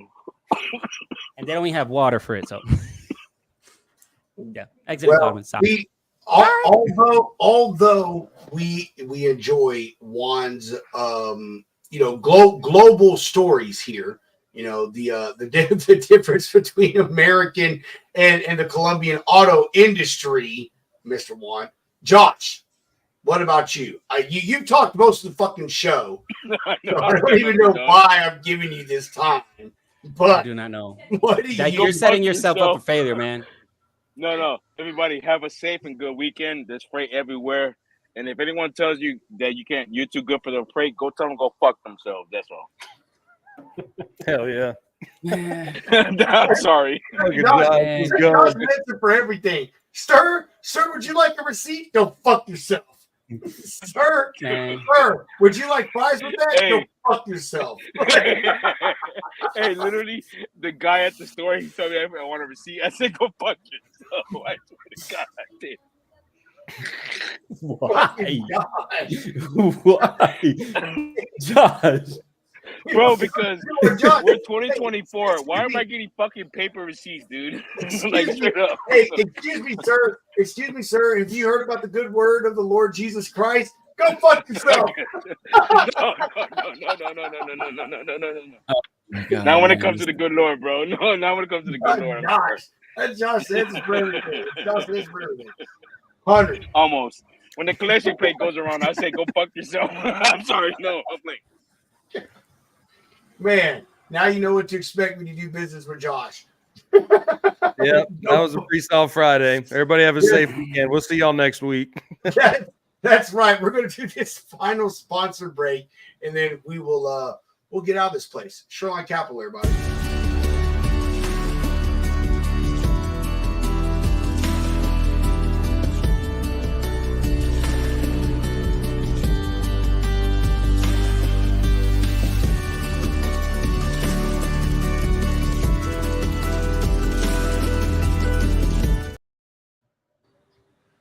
And our newest sponsor, our good friend, Mr. Dale Prax with Freight Validate. Y'all know how big we are here in the Logistics Lounge. We're trying to put a stop to the double brokers and the fraud and the freight theft, all the crap that continues to add things that make our industry a difficult place to be in right now. That's right. Freight Validate. Go ahead, sign up with them. Right now, they're partnering with My Carrier Portal, getting integrated with them. And also, My Carrier Portal is offering a free integration with Freight Validate and discounted pricing right now for their own platform, while Freight Validate is a sponsor on the Logistics Lounge.